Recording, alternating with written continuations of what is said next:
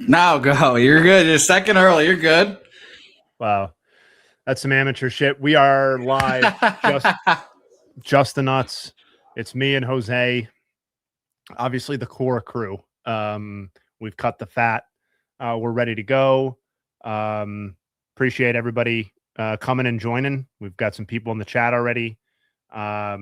Elizabeth, been looking forward to this all day. Let's fucking go, fellas. Yes, appreciate you. I've been looking forward to it all day as well. We're gonna do. We're not gonna do the epic wall to wall just the nuts, since barring a surprise pop in, which certainly could happen. It will probably be just me and Jose tonight. Jared's got his Red Sox stuff, and a large chunk of the Section 10 fellas were working hard today, putting together some cool kind of off the field type content, little doc shooting. Well, I guess that's very much. I shouldn't call it a doc because that was a sensitive subject, whether we're going to go full doc That's or true. not. So yeah, That's true. So some content, we'll just say, but they were up to it. Should be fun. But me and Jose are going to hold it down for a little while tonight. Yeah, I think the plan, it could change. I think the plan will be that we'll probably ride out this Yankees White Sox game, this first window here, and then call it a night. That's going to be our signature game of the evening in Jared's honor. Little Garrett Cole against Jared's White Sox. Oh, Jerry's insta spoiled it. Well, in that case, I don't care if I spoil it because it's up to him to spoil it or not me. So, yeah, they were at the aquarium today. So, seemed like a ball. Been to the aquarium, that aquarium too, actually. So it's a nice one. Is that the one? I'm assuming they went to the one in Boston, right? The very same. Yeah, the Shed Aquarium, world famous. That is the Shed Aquarium, right? Sure. I'm gonna say yes. Oh no, that's the Chicago one. I fucked that up. Oh. That's the world famous Shed Aquarium in Chicago that I've been to. What's the Boston Aquarium called? I was just gonna say the Boston Aquarium, but I obviously the New England Aquarium. Sure. I think we could work on that, but give the whole region credit, I guess. Yeah. Well, that is how this area likes to operate oftentimes. Yeah, so got a couple of games here in the early window. We got Marlins, Phillies already up 3-0. That was quick because right before I went live, I was watching and there were 0 runs scored. Alec Boehm with a single, Bryson Stott with a RBI triple, and very quickly, Jesus Luzardo is up 3-0 against one of his former teams. And one thing I was poking around, going to try and sprinkle some nugs in since it is, a Justin Jose centric program this evening. Love a chicken nugget. Luzardo has arguably the wildest home road split going in Major League Baseball in 2026. He has a 7.34 ERA in 7 starts at home and a 1.55 ERA in 7 starts on the road. So what does that look like in practice? The strikeout to walk is actually so close that I'm not going to bother mentioning the numbers. The other numbers are absolutely ridiculous, though. 31 earned runs allowed at home to 7 on the road. And the home run breakdown is 7 homers at home to 1 home run on the road. So the Phillies are at home tonight. So the fact that they're getting Jesus Luzardo some run support is probably a good thing if you believe in half-season home road splits for pitchers. I don't really, but it is fun. I do think it's fun to look at that kind of stuff.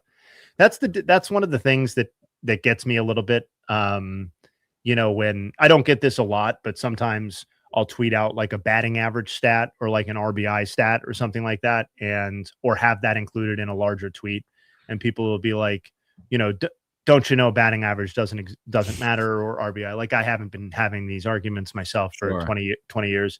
But like, whether a front office should be using RBI or batting average to evaluate whether a player is good or whether a player should be invested in is definitely not the same thing as like keeping track of those stats within historical context, right? Like, I still think it's cool when somebody moves into the top 10 on the RBI list, or when someone wins a triple crown as part of a batting, or as a batting title as part of a triple crown or whatever.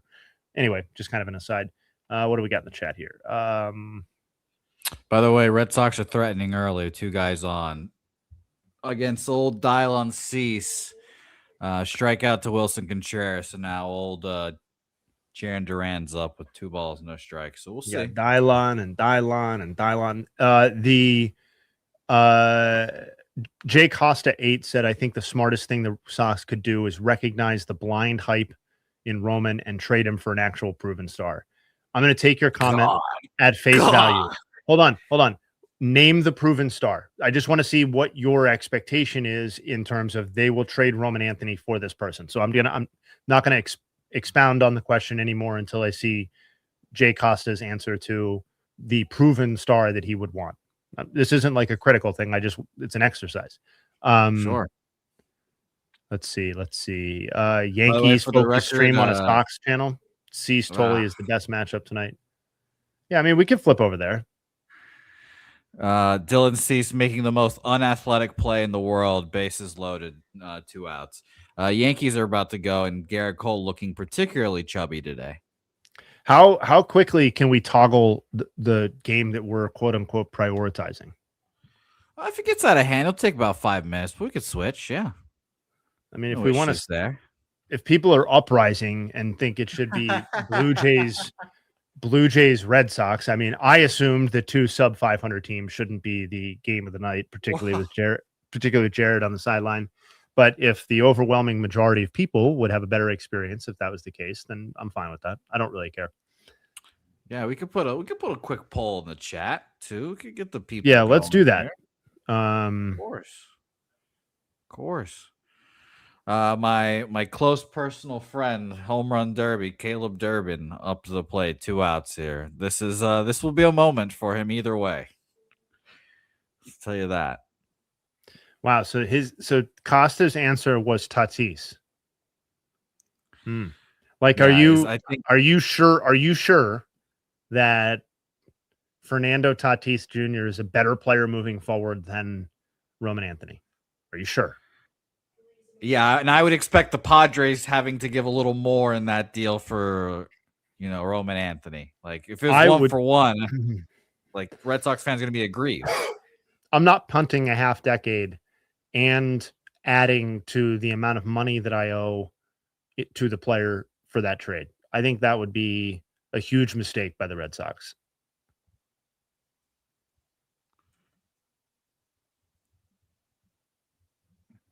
I'll give the people the option here to vote. Jay, I'm sure you're into all of the soccer going on as well. I mean, hold on. The guy saying it's just the best game. What are we talking about? It is objectively not the best game. There is 4. The Blue Jays are 4 games under 500. The Red Sox are 11 games under 500. I understand that Cease and Tolley might be an attractive starting pitching matchup. Davis Martin has them beat in ERA by both of them, and Garrett Cole and the Yankees are 43 and 27. It is not Dylan Cease and the Red Sox are not versus the Red Sox is simply not the game of the night. That doesn't mean we can't make it our game of the night, but I don't want you sitting here and lying. Jake Tagoon. God, I agree with you. As a Red Sox fan, I even agree. I'd rather watch Davis Martin try to prove if he's the real deal right now. So we'll see. But we give the people the option to vote, and that the poll is up. What do people think? Yeah. Whatever the poll says, we will abide by. Yeah. Jared infects me with his propaganda, obviously, and every time I look at Cole, I just see obesity now. That's why you really gotta, when you're listening, when you're producing the episode, when you're listening back, you really gotta zero in on what some of those other guys are saying. And yeah, that's where you get the unfiltered. Sure. By the way, obviously the Red Sox didn't score on that bases loaded situation, so Dylan Cease escapes, and in classic fashion, I expect him to lock right on in. That's a trend that I've noticed. J.A. Pitcher struggles in the first inning, but finds a way out of it unscathed. Magically, that's just his lock-in mechanism. It's like, all right, let's go now. So we'll see if that holds fast here. By the way, Garrett Cole immediately gives up a home run, 1-0 White Sox. Yeah, like what are we talking about? This is to former Red Sox great Andrew Benny Buttcheeks. This is called great producing by Justin and Jose, where you guys are talking about, oh, we should be watching Red Sox Blue Jays on a Red Sox channel. If I'm being honest, I forgot we were streaming off the Section 10 YouTube. So, because whatever. And here we are putting on the actual premier game of the evening where you get to hate watch Garrett Cole, and he just gives up a home run to a franchise absolute icon, legend. Yep. Yeah, Champion. whatever you want to call him. Mm-hmm. Yeah, I agree with all of them. One of the biggest catches in franchise history. Come on. Yeah, hashtag great producing. Yeah. I like where your head's at, Jay. I like where your head's at. Right now, I'm leaving the poll up for about 5 more minutes, but it's close. We're 52% Boston Red Sox right now. We're close right now. Get the votes in if you're watching. So I'm going to engage Costa because, it's a light slate right now, or light-ish, until some of these other games kick off later in the hour. People go off predicting the future more than actual talent that we have witnessed for multiple seasons. But what level of talent have you witnessed from Fernando Tatis for multiple seasons? And if that's the actual level of talent moving forward, like, why are you dismissing what Roman Anthony did in 2025 as a 21-year-old? Like, or if you want to look at the entire Roman Anthony picture and say this guy has played 101 games so far in his career and racked up over 400 plate appearances, which is obviously not a lot, but is what we have to work with. He has a 128 career OPS plus. Fernando Tatis Jr., forget what he's doing this year, which is obviously way below a 128 OPS plus in a much larger sample than Roman Anthony got to achieve this season. Tatis last year was a 127. The year before, he was a 130, and the year before that, he was a 110. If you look at his cumulative performance post-injury and PED suspension, his OPS plus is 118.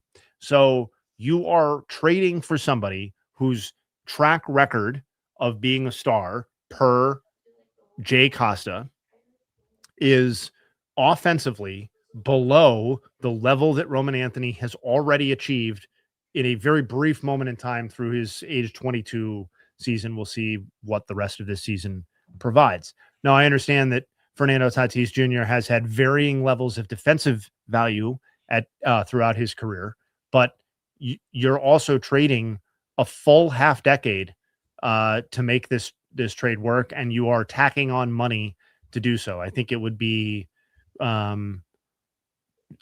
almost, I mean, not certainly, but very possibly career suicide for the GM that would trade Roman Anthony 1-for-1 for Fernando Tatis, or really forget the 1-for-1 part, really just make that the foundation of a trade. I think that would probably end up being a big mistake. And an incredible boon for the Padres if they were able to swing something like that, which I understand is not going to happen because this is just a whatever in a chat. But sure. Let's see. Sure. Let's see. I've talked myself into the Red Sox trading for one Ronald Acuna. Distressed asset, injury prone. Braves are tired of him. Take your young pitcher, Sonny Gray, and whatever. I've already talked myself into it, but I'm just a madman hoping for more Venezuelans on the Red Sox. So another reason why I thought the White Sox and Yankees would be a good idea is because isn't Jared doing his Red Sox show tonight? Yes. Shout out to the views. Yeah, of course. Shout him out. We want a lot of people to watch that. But I figured this would be, again, producing. This would be counter programming to what Jared has going on, where he's doing a Red Sox game and we are doing the White Sox Yankees game, again, game of the night. Let's see. That is, you know what? That's funny. I didn't think of it as counter programming, but watch out, Nesson. We switch. Those numbers are gonna fall.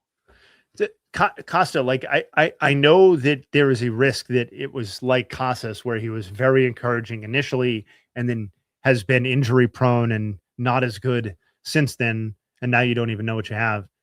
I get that that risk exists and maybe you're traumatized by that particular experience, but like that is the risk with Roman Anthony. The risk with Fernando Tatis Jr. also exists. You're just choosing in your head to not acknowledge it because you haven't experienced the Fernando Tatis trauma that I'm sure some Padres fans have experienced, where like, we're paying this guy $300 million and he is a shell of the player that he was when we all thought we were getting 40-20 for the next half decade. Still a very good player.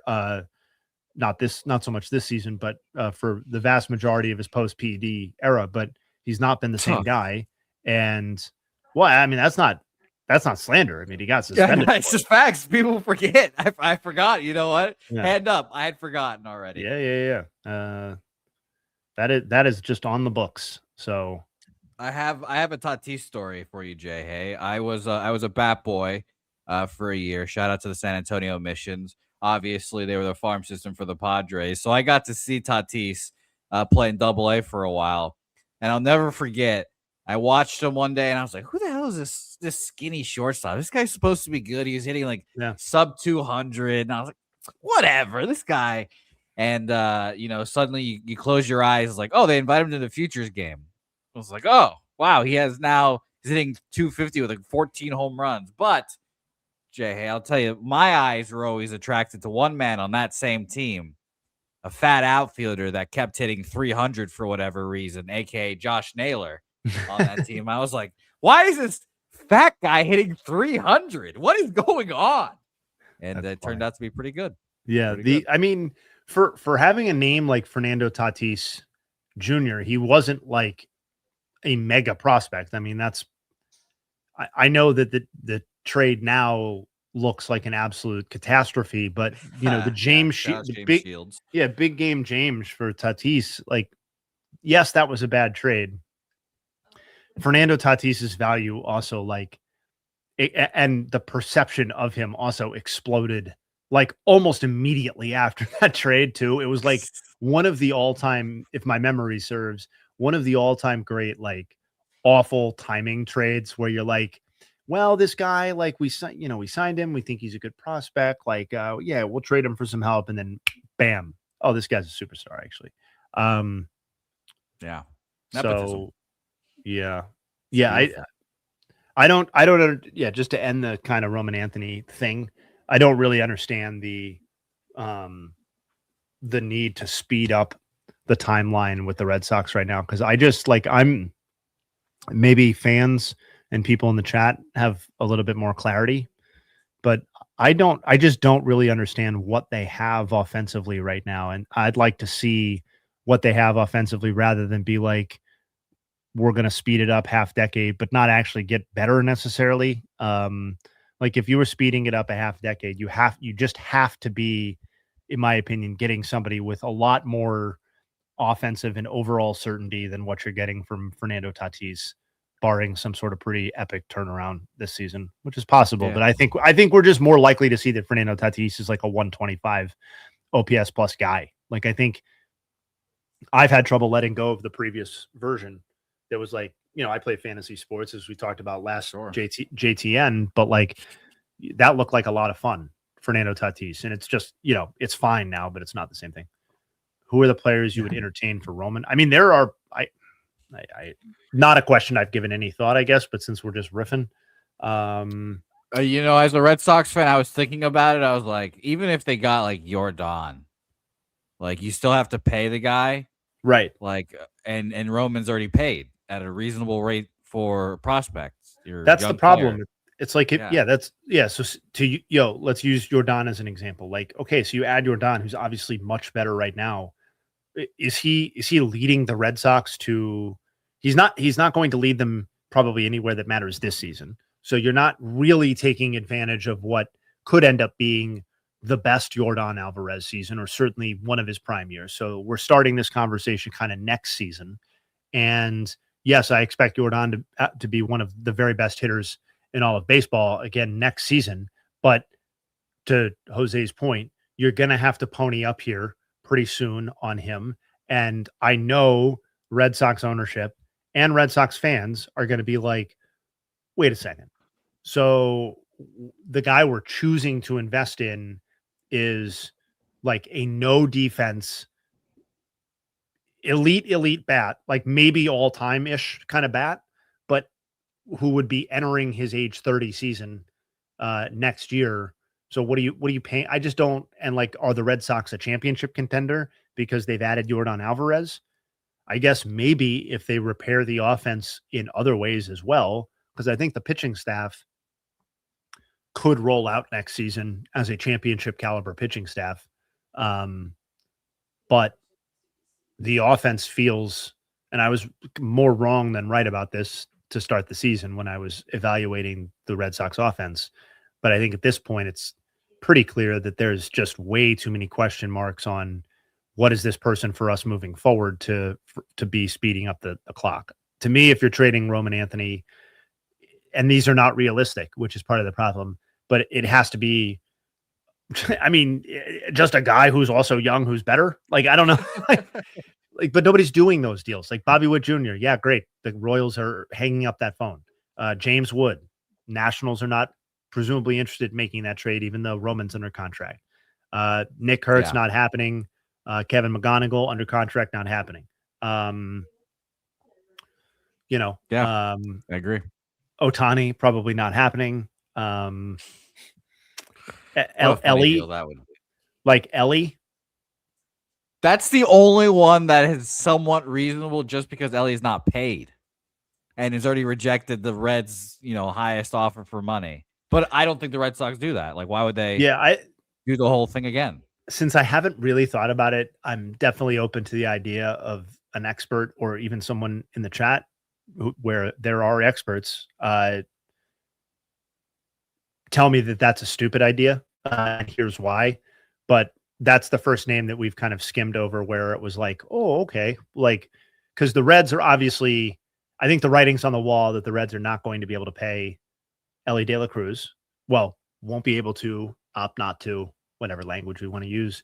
And I guess there might be some appeal in having Roman Anthony under contract for a lot. Like that's a record setting, not a record setting. That's a absolute upper tier contract in the all-time history of the Reds, the Roman Anthony deal, if they were to acquire it. So I don't think it's like we should just assume that because it's not a lot of money to most of us in baseball terms and to a lot of teams, that it wouldn't be a lot of money to the Reds to take that on. Cause I think they would have to see Roman Anthony is good again before they'd be willing to just take on a contract of that magnitude.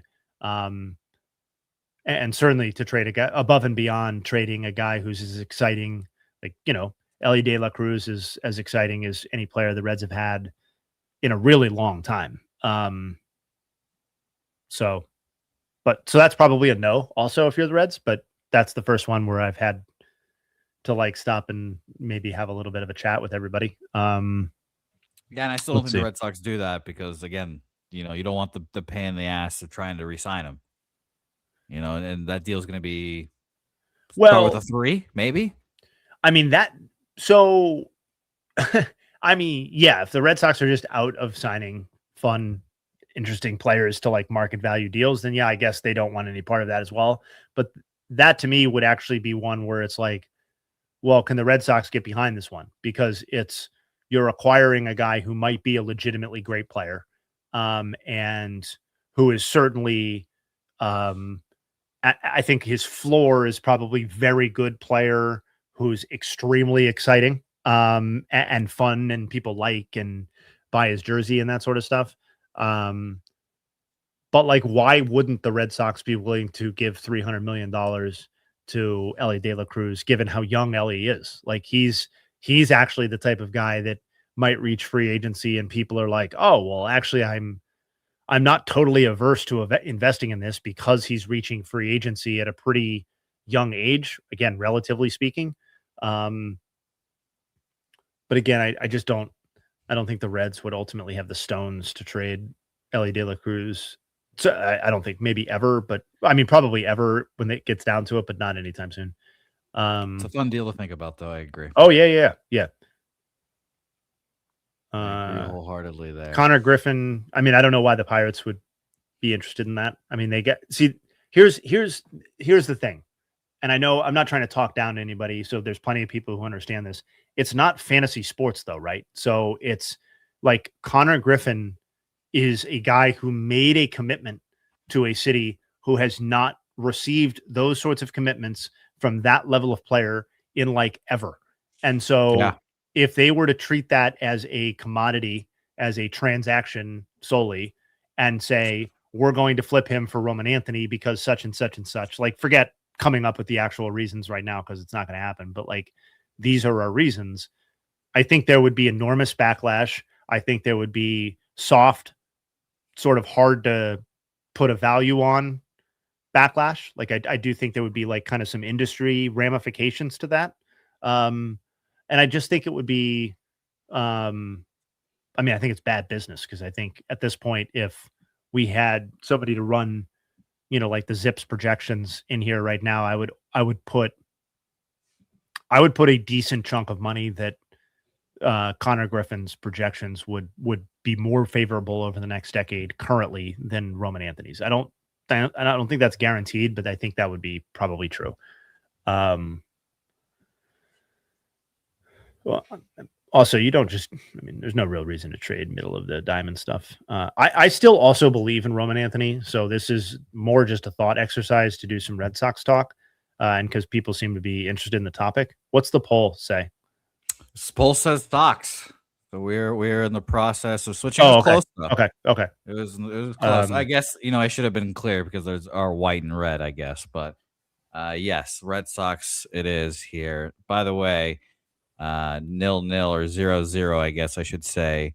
Bottom of the third, top of the third, I think. I can't see. Top of the third. The Blue Jays are hitting. All right. Well, the people got what they wanted, and I hope everyone remembers what a democratic sort of visionary I am. And Jose is for that matter as well. So that, they call you Saddam Hussein, but look at I'm not now embracing democracy. That's right. It's the people's Discord, or it's the people's chat. It's the people's stream. It is the people's Discord too, but that is true. That's funny. Yeah. All right. So Jose's working on that. Got it. Do appreciate everybody coming out tonight. Do we have any non-Roman Anthony questions that we wanted to get into? Sure. Maybe even non-Red Sox even. Yeah. Not that, especially now that we're switching the game. Not that I didn't enjoy that conversation, but I don't want to become one note,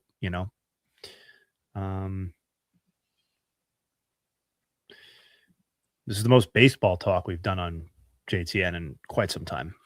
Oh, don't you worry, Justin. We'll get freaky here soon. Can we get a hint of who might be on the food this week? That's from Evil Riley. It's funny you asked that because I'm not just playing for the cameras here. I got a text message 24 minutes ago from one of the people who might. Okay. So that person cannot this Thursday, but says, "Can you please keep circling back? I really want to do it." So, yeah. So we're gonna show some grace there. So it's not gonna be that person. I didn't know what I was gonna see in that text message, so we all found that out together. But I do have a couple of other people. So the hint, I mean, right now, I don't want to hint right now without confirming with those people, but that is on my to-do list for tonight / first thing tomorrow is wrap that up. And if you want to hit me up on Twitter or whatever social media you choose to use and ask me the same question tomorrow, I'll do my best to answer it. I look forward to finding out myself. It's a long-time feud watcher and enjoyer. I can't wait. Have you thought of any good feud questions for this week yet? That's from Joey Gundy.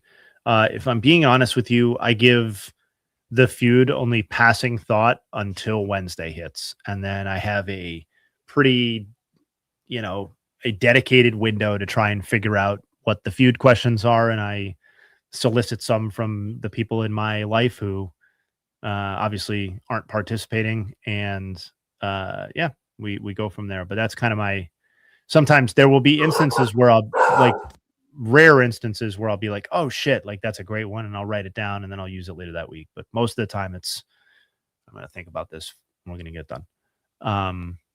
They're creative ass questions. So I tip my hat to you. Thank you. Hey, thank you. I was checking the Baseball is Dead Reddit, and there was a comment about how the person preferred. And listen, I'm going to preface this by saying that if you care enough about Baseball is Dead feud to post on social media about it, I got basically just a lot of respect. I appreciate it. Okay. So if there's any disagreement, it's in a friendly nature. But this person said that they preferred only baseball questions on the feud, and they wish that it would just stick to 100% baseball. And as a big baseball fan, I'm not going to shout that person down, but I just strongly disagree because I just think, particularly with Tyler in the mix now and over the years with Jared, a lot of times, some of these non-baseball questions have produced some of the best moments in feud history.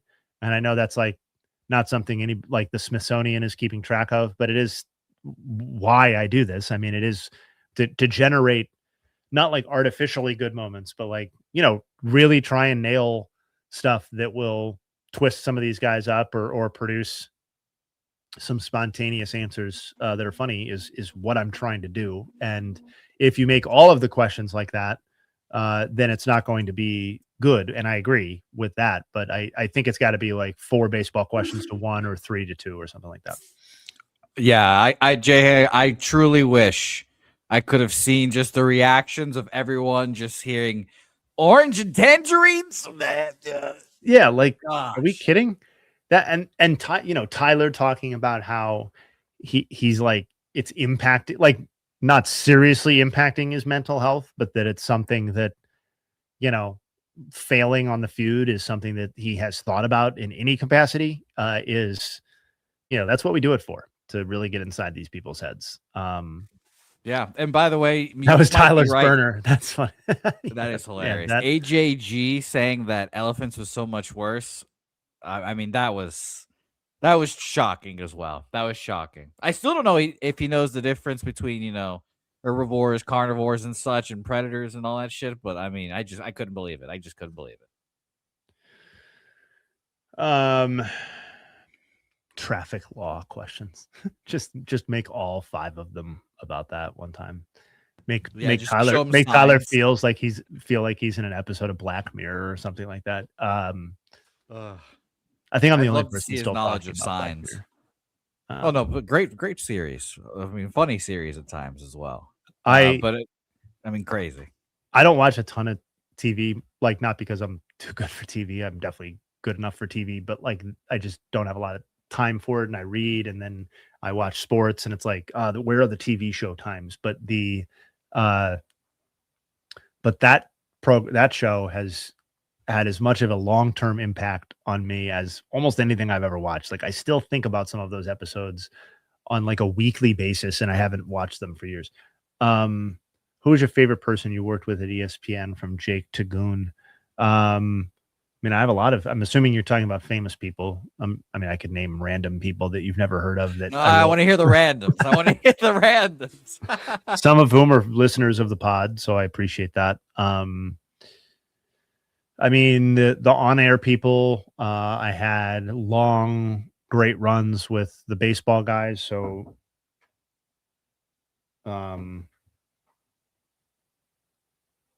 Kirkchin and Carl Ravitch are 2 people that I am, remain in touch with, and spent a lot of time with while I worked there. Particularly, there was a stretch while we were on the road pretty regularly during the season. We were flying to the Sunday night baseball locations and getting in on Friday or Saturday, and there were production meetings and stuff like that. But oftentimes Saturday nights would be dinners and going out for some cocktails and stuff like that. And had some. That was definitely not Tim. That was more Carl. But like had some great moments with those guys on those road trips and stuff like that. And Barry Larkin was great. Alex Cora, Adnan Virk is a host for MLB Network now, and somebody that I'm a big fan of, and who was very cool while we were there. I mean, I wouldn't call him like my favorite guy that I worked with, but shout out to Steve Berthium for anybody who remembers Baseball Tonight from back in the day. He was like the number 2 behind Ravi during what I would consider to be Baseball Tonight's before me, mostly heyday.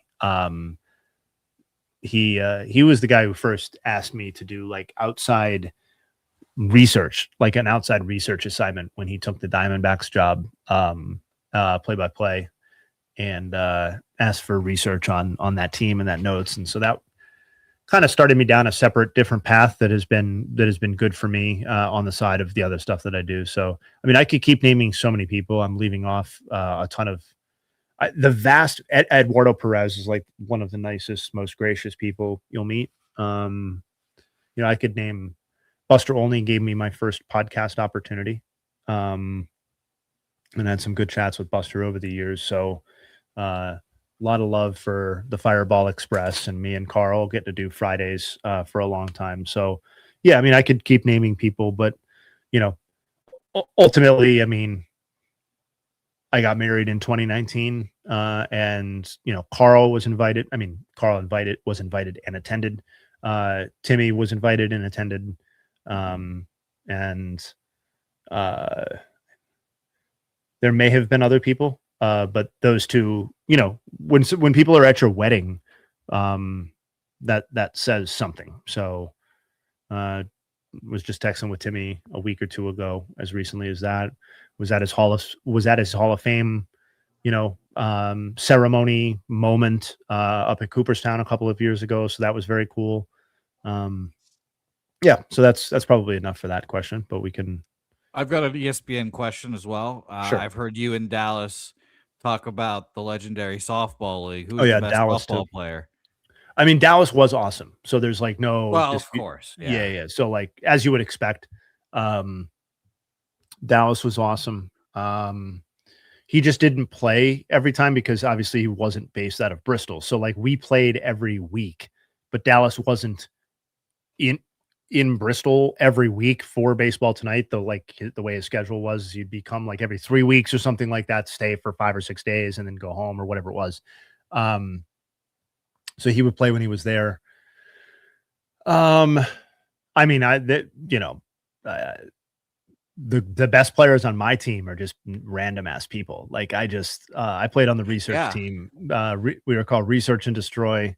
We won 2 championships while I was part of that team. We were very, very good. Competed with the Anchors team. Competed with the other best teams in the league for championships. So, yeah, that was. I can only imagine the ego on the Anchors team. I mean, God. No. It is funny though, because like when I was there, I think back in the day, like some of the like famous people probably played in the league at various points, or the basketball league or stuff like that. There was a flag football league too. I played in that like one time, and I went out and I was like, this is so cold. And I'm like, I can't do this. But by the time I was playing, there was still an Anchors team, but it was probably made up of like 50% Anchors and 50% like high level producer types, like corner office exec-ish type guys. And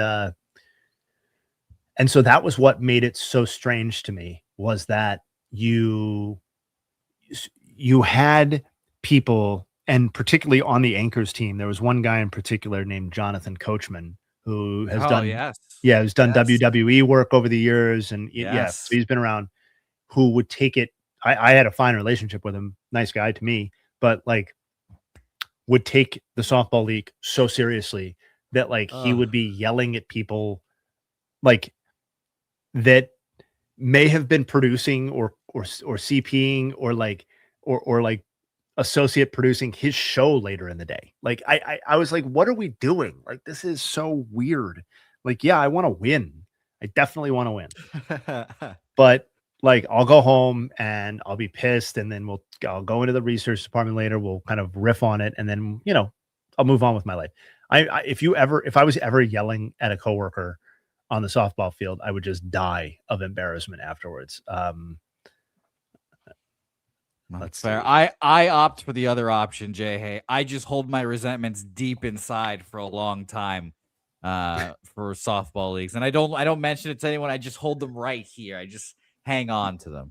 Yeah, how long are you in these softball leagues where you can hold on to these grudges for are these decade-long softball leagues? Oh no, Jay. Hey, this is 1 year at Oklahoma State, my freshman year of college. We played You're still a holding on to this softball one. league. Oh yes, and it was just one thing. This guy didn't know the rules of baseball or softball or whatever. We're down 1. He's on second base.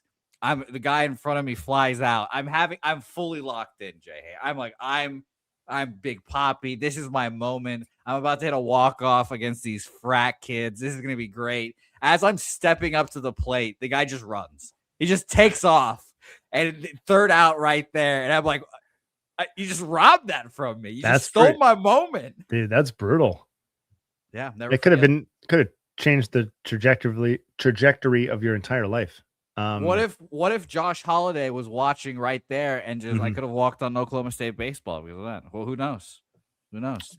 What positions did I play in softball per Evil Riley? I played I was our starting second baseman and I was our fill-in shortstop. So there was a guy Did I get a player comp as well? There was a guy named Bob Johnson who played shortstop for us the vast majority of the time. If Bob was not able to come, I played shortstop, where if I'm giving you just the straight, honest scouting feedback, I was stretched a little bit. Sure. I would say that very sure-handed, but non-elite range would be what I was working with. Hence why I was at second base. Yeah. Instead of at shortstop most of the time. My comp was okay. So I'm not going to comp myself to somebody shitty, but like in terms, because I wasn't shitty. Like I was a good player, but on a team of 12 dudes or something, on a championship winning 12 dude team, I was probably something like the 5th or 6th best player. There were some studs though. There was some like one thing I could not do and still can't do is hit home runs. Like there were because it was a fenced in situation and I just don't have anything. I don't have the strength. I don't have the bat path. I didn't have anything going on, but that we had a middle of the order that was shout out John Fisher, shout out Brett Parada, shout out, Bob Johnson hit in the middle, shout out Jamie Taylor. That was just absolutely devastating. And Murderer's Row is what you're saying. It really was. It was like, and it was like they were all like kind of big, beefy kind of dudes too. Not like meatheads because they were in the research departments. They're actually extremely intelligent, but like and very knowledgeable about sports, which was fun. But just like the biggest dudes on the team just stepped up and were like, all right, it's my fucking time. And it was just like, oh God, yes.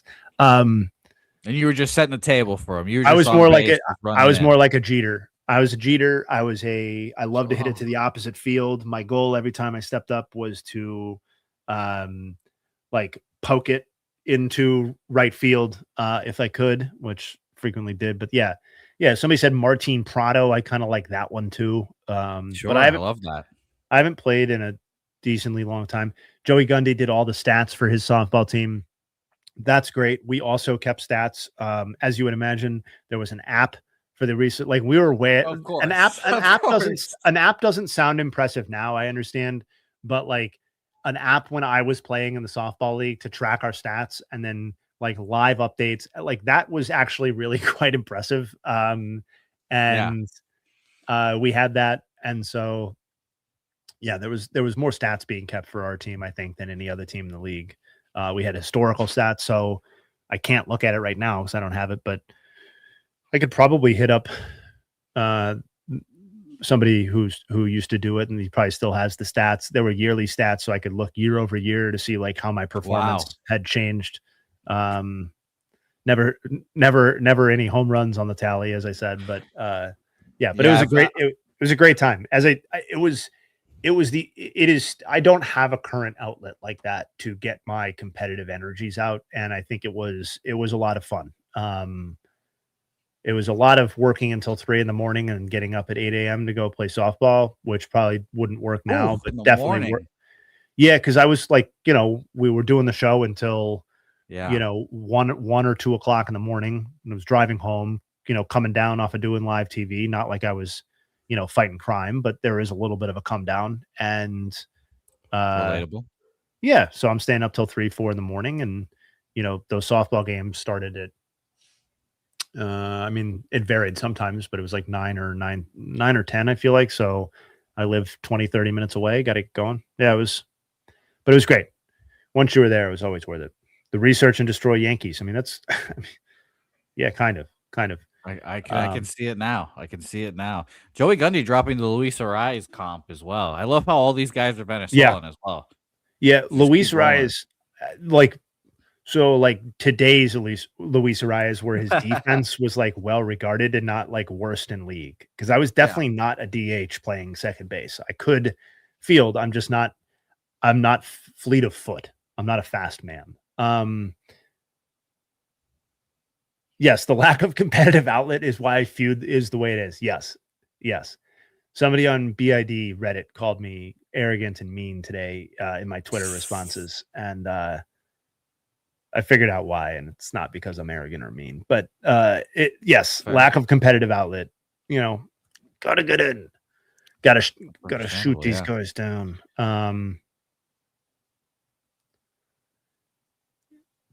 Anyone else they mentioned coming on? What does that mean? For the stream. Is anyone else going to pop on the stream tonight? Is what I believe they're referring to. I don't know. What's the right answer for that person? Do you want there to be people coming? Because then I'll say there may be somebody else coming. If you want it to just be me and Jose, then I'll say it's going to just be me and Jose. Yeah, don't worry. I can dip into my. I could dip into my minor league, contacts, and we don't dip into those. No, we don't need anybody on the stream. We want washed up minor leaguers, guys. I have a good friend, I got some of those too, actually. Yeah. Could do a whole washed up minor league stream. Yeah, you'll never heard of these people, but my friend went 1 for 2 against George Kirby once upon a time. So that's pretty cool. There you go. There's that. Yeah, that's not nothing. So it's just us. Don't you worry about it. It's just us, and it's going to be a great time here as well. But Jay, I'm right there with you. Never hit a home run in my life after playing high school baseball and such. Never had it in me. Not enough dick in me. I wish it'd be a cool feeling. Yeah, I'm just waiting for the day that my high school team does an alumni game, and I can have my shot at glory one more time. Though I would not hit one. I absolutely would not. I was terrible. High school stats, Jay. Hey, 1 run. That's it. That is it. 1. Well, I guess that's better than 0. You got to cross home plate. Yep. They pinch run. Like, how put in Bouquett? And I just got the pinch run from third and just walk in after a hit. That's pretty cool. Yeah. Got to stroll on in. Yeah, it was lovely. Yeah, it got the morale going. I'm very much and always have been morale team manager guy. I'm here for the boys. I'm here to hype up the boys. Here, AJG. I have monetary funds on the Netherlands winning the World Cup, but I also have Spain making the final. Wow, tough start for you. For Spain, it's definitely not ideal. Not ideal. Both those teams that I just mentioned drew their first game, so I would agree. Not ideal, but that is what happens when you don't take your team serious. Yeah. The beautiful game will get you if you don't respect it. That's what they always say. Interesting. By the way, Yankees on the corners, no outs in the third against old Davis Martin here, so they're starting to threaten over there in New York. Though a strike 3 just got challenging. That's Ben Rice at the plate. It is Ben Rice, everyone's favorite. Ball is fuck. All right. There we go. And the Red Sox didn't take advantage of a leadoff double, so still 1-0 there, as you guys can see on the scoreboard here. So not a lot of action in our 2 baseball games, but the pitchers are pitching. I can't confirm.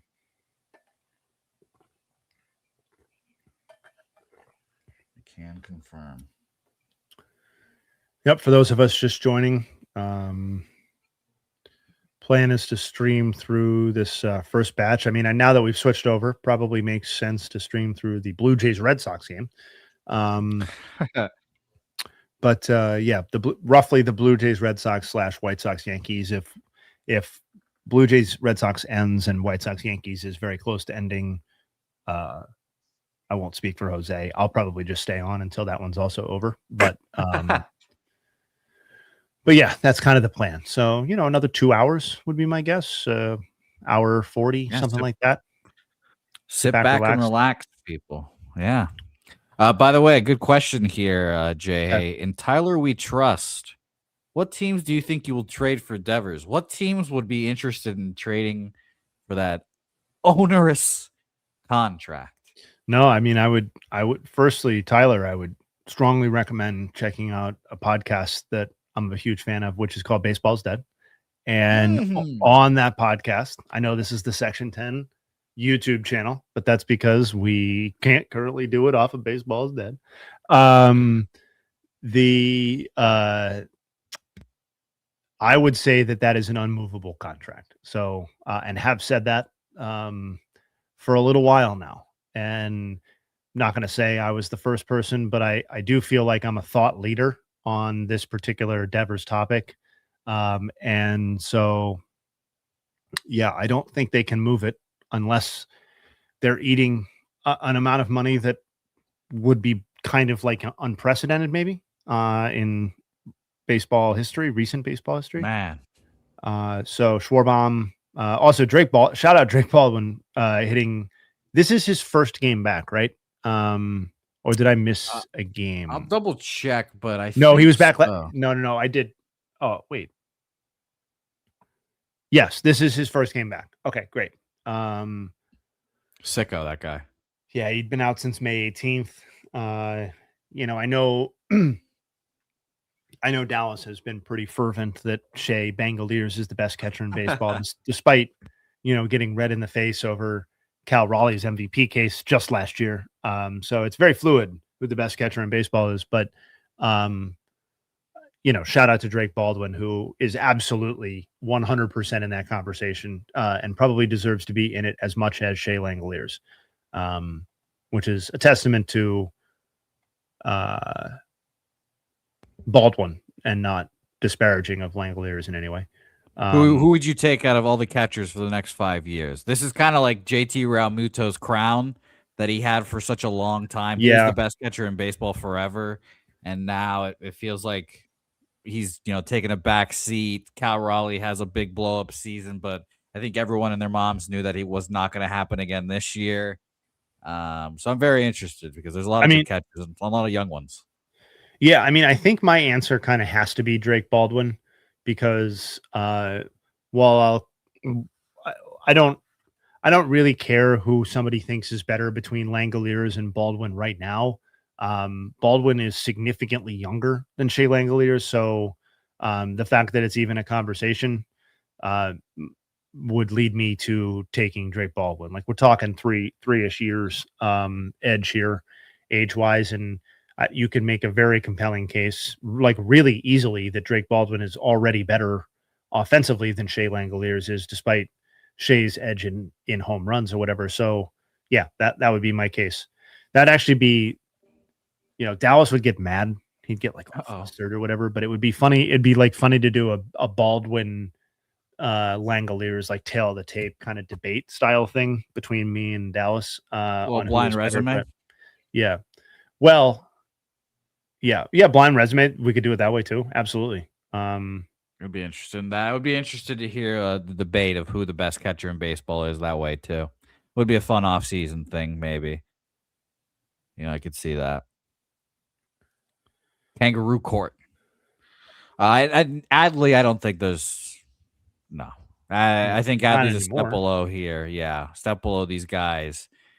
Evil Riley saying I'd go Teal just hasn't shown me enough yet. Honestly. Yeah, I assume that was a joke. Well, the Nova on saying that his 5 right now for the next 5 year: Baldwin, Langoliers, Adley, Teal, and Cal Raleigh. I mean, listen, I'm not trying to be like, I don't even know what this is, like an overly stat nerdish type of guy. Like Dylan Dingler probably has to be on that list until we see otherwise. I mean, I know T has been all over this for the BID Twitter account. I strongly considered Dingler for show him some love a couple of weeks ago, but like he's been the best catcher in baseball this season. So that would follow that he belongs in the conversation for the best catcher in baseball, I think. He would not be my pick, but I do think he belongs in the overall conversation with Drake Baldwin, Langoliers, and if you want to kind of grandfather Cal Raleigh in because of what he did last year and that he wasn't really healthy this year, then I'm totally fine with that as well. So I think it's those 4 are the conversation. And then, to me, it kind of goes into the tier of Adley Rutschman and William Contreras and a few other guys and some guys that we may see emerge into that tier. Like, I don't know what I think Will Smith is kind of like a wait and see for me because previously I would have put Will Smith in that first tier of catcher. I don't think Will Smith's ever been the best catcher in baseball, but I do think he's been kind of criminally overlooked as a very, very good borderline great player. But he has not been that guy this season. So I'll reserve the right to put him back in that Dingler, Langoliers, Baldwin, Raleigh kind of grouping. But he's not there right now. So just kind of off to the side. And then, kind of want to see what some of those other young catchers do. But that's kind of how and William Contreras, for that matter, I think has at various points had an argument, at least as the best offensive catcher in a given year, like pre-Raleigh. But if we're talking about moving forward, I would not invest in him at the same level of money or enthusiasm as I would invest in Shea Langoliers or Baldwin or somebody like that. The enthusiasm investment is the more important one as well. Well, yeah. I mean, wow. Let's see. What else? What do we got? Man. Dylan Cease wants to fuck around and go for the Cy Young as well, man. That was my pick. Yes, it was. People forget. All right. Evil Riley's, he or she is on board with Kyle Teal over the next 5 years is the best ceiling. So this is, 5 years from now on the Just the Nuts stream here on in 2031 in June of 2031. Mm-hmm. We're gonna revisit this Kyle Teal thing. Rushing, there is also rushing. Yep. I did see Baldwin do that. I tried to call that out. I thought I called that out, but if you weren't here or I wasn't clear, I did see the home run from Baldwin, which is very cool. Welcome to the I was stream, definitely late. Solo. I was definitely late on calling it out in terms of when it happened in game action. So that part is on me, but a lot happening, 2-person stream here doing a lot. Are you watching this Giants Braves game? It is pouring there and they're just playing through it. Just getting through it. Well, got a schedule to keep, buddy. So yeah. My guess is that well, I guess they could they double up tomorrow? Why can't they double up tomorrow?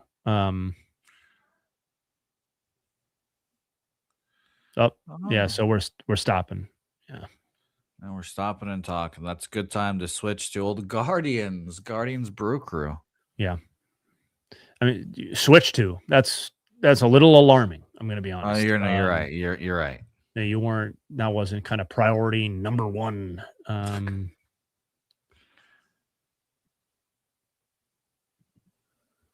Let's see. Who's up to bat? Is that Stuart Fairchild? Come on. The most golf sounding name in baseball. That is true. That is true. Some would say the most golf-looking stance as well.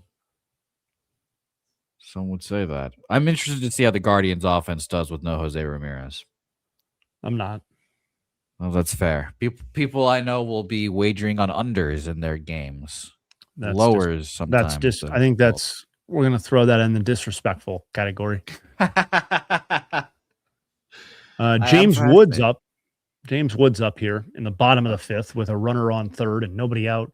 It's a good opportunity. You know, if I was a crusty old baseball announcer, I'd be like, what I want to see here from James Wood is I want to see him shorten up and I want to see him jokes aside, though, he probably should just put the ball in the air and score the run. No, I like that. I like that voice right there. That's one to put in the locker. What you guys don't know, Jay, hey, sneaky good impressions, guys. Got a lot of good voices in there. Yeah, it's my whole family would tell you that you're wrong, and I'm so annoying. Okay. Look at that. Go. Puts the ball on the ground, does the same thing. It's kind of a weird shift going on. Probably just the James Wood shift. But pokes it through. Look at James Wood, man. Could James Wood win the MVP? The answer is no, because Shohei Ohtani plays baseball. But if we were to do a thought exercise on if Shohei Ohtani did not exist, somebody did that on Twitter today, some Cubs guy. Actually, I think he's a just BB Media person. That Twitter account does pretty well. But I think he's involved with that. But anyway, not relevant. He said, like, if Ohtani didn't pitch, that PCA would be the front runner for the MVP. And I'm certainly attuned to what the stats say. I've tweeted about PCA plenty of times. I'm constantly looking at the Cubs. And my question was, I quote tweeted it, and my question was, like, kind of like putting the stats aside, which I understand would make a very compelling case for PCA to be the MVP if Ohtani didn't pitch. Like, if the voting actually happened, what sort of support would PCA get? You know, given lots of different factors, given the fact that the Cubs are kind of underwhelming right now, given that he has had an extremely streaky season where, like, you know, maybe 50% of his value has accrued over the last 2 weeks of baseball, 2 weeks and a little bit of change. Like, that's not in and of itself a negative thing. But I do wonder sometimes about how you'd like production to be distributed if all things were being equal.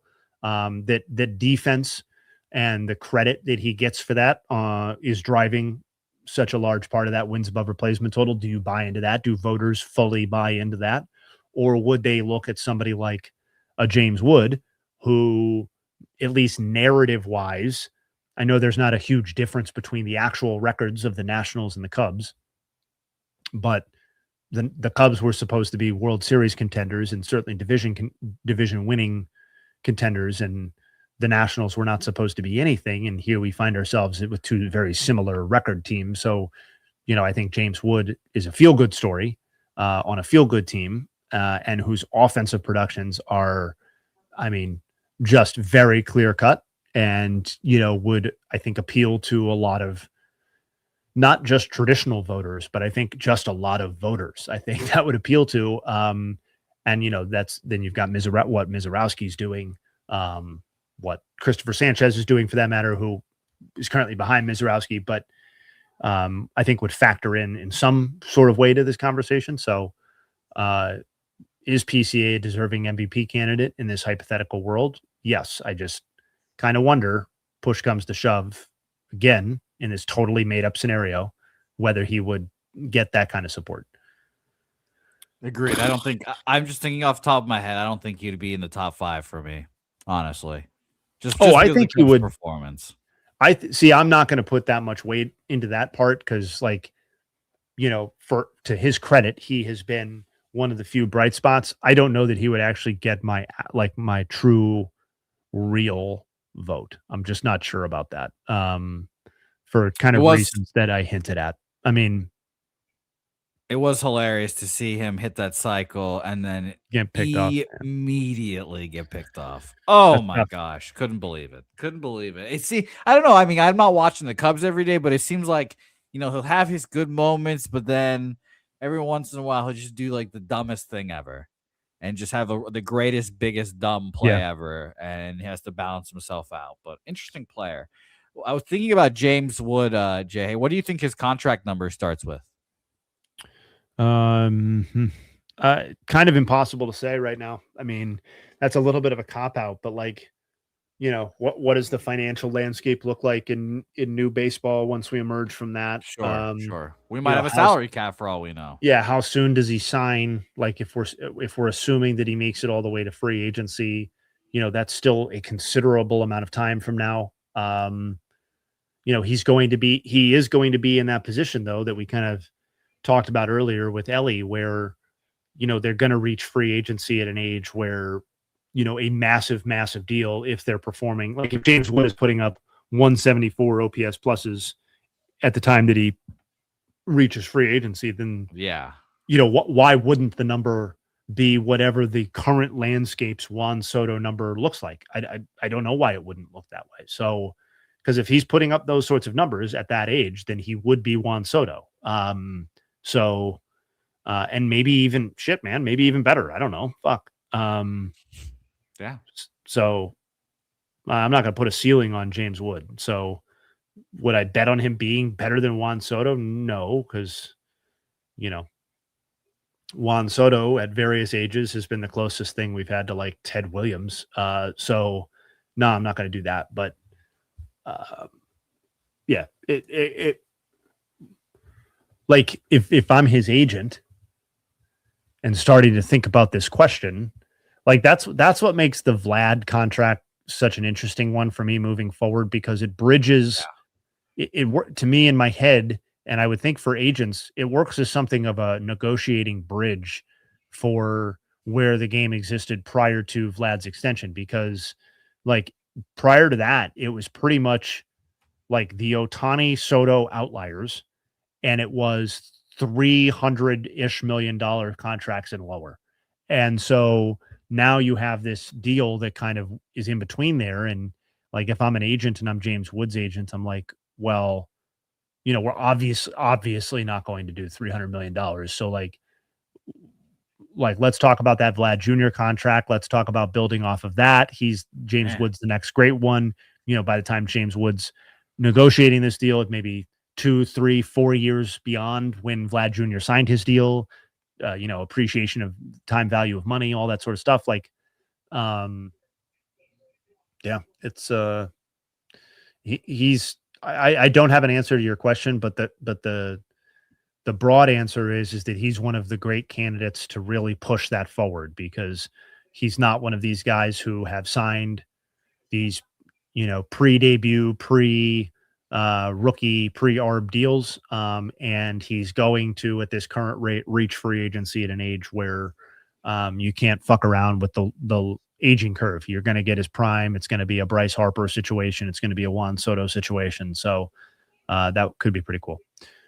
Back-to-back jacks for the Blue Jays, 3-0. Wow. And look at us. And we're on this channel, and all you Red Sox fans got to watch the Blue Jays hit back-to-back jacks. So, you get what you pay for, Chipeska. That's what they say in Bad Santa. That's what they say. By the way, I had completely forgotten how much money that Vlad Jr. contract was.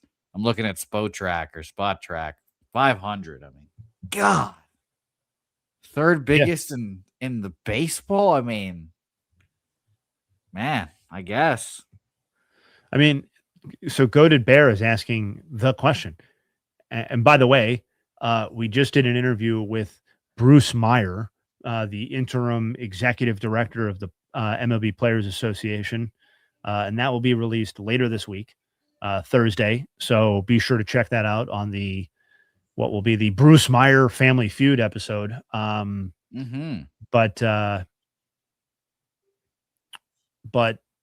no, I mean, so Goated Bear is asking, but does that kind of guaranteed money exist if there is a cap? If you're asking that question, why do you think the players feel the way that they do about a salary cap? Yeah, Like exactly. if we're having the conversation, do $500 million contracts exist in the new world? Why the fuck would players agree to a salary cap? So Yeah. so the third largest contract in the current sport would be higher than any contract that could possibly be signed moving forward for the history of the or the duration of the collective bargaining agreement that they sign moving forward, and for all intents and purposes for the history moving forward of the sport. Because I do think one thing that people need to realize is that once the cap comes in, cap does not go away. So, um, and more often than not, the cap becomes more onerous, not less onerous. Like we're seeing that in the NBA Hmm. with the the gimmicks they've used to create these incredibly burdensome um, payroll tiers or payroll caps. So I would not have any interest in a salary cap if I was a player. So all the Agreed. talking points in favor of a salary cap to me are um, I just don't. I think they're almost all disingenuous. Agreed. Agreed. Yeah, I don't think it'll ever happen, and it's low key why I don't think we have a baseball season next year. But I'm super pessimistic and all that good stuff. So I'll be fast. I'll be I, fascinated to see what happens. Go to bed. So you said I just think Wood or others may be more open to an extension now in case there is a cap. I'll be honest, that's part of why like I don't love talking about the potential of the lockout or how it impacts things because I don't understand how I'm supposed to know that or how any of us are supposed to know that. Like how can you possibly know how the threat of a work stoppage would impact somebody you don't know's ability or interest in signing a long-term deal. And I'm not criticizing the question at all. I'm just saying like sometimes and I know Jared and Dallas, like Jared is extreme. Like these guys are much more kind of into the idea of the work stoppage than I think I am. Not like they're rooting for it, just kind of like talking about it. To me, it's like, I just, there's so many things about it that are unanswerable because the people who are negotiating it don't know the answers yet. And so I'm in some ways being asked to speculate about things that are unspeculatable. So I don't know. What if I was in his shoes? Would I be more inclined to sign a massive long-term extension with the threat of a work stoppage coming? You bet your fucking ass I would be more. But I'm not an athlete. I don't have an athlete's mentality. So I would also be more inclined to sign an incredibly unfriendly player deal because I would want to get guaranteed money, and I would want to be like I'd be nervous every time I went to the plate that I'm going to blow out something or something, and it's going to be the end of my baseball career because I don't have the mentality of a great athlete. And that's not why I'm not a great athlete. It's because I'm not a great athlete. But like that's part of it. Disagree. You can't answer the stuff in some ways. We Um, heard your baseball or softball stats. yeah, We all no, disagree. they are banking on that. They're absolutely banking on that. And dividing the union is something that Bruce Meyer got into, which I'm excited for you guys to talk about. And has obviously been a tactic that the league has used for a long time. Would I rather have Matt Chapman or Masataka Yoshida? Let me refresh myself with how much money Yoshida has left on his deal.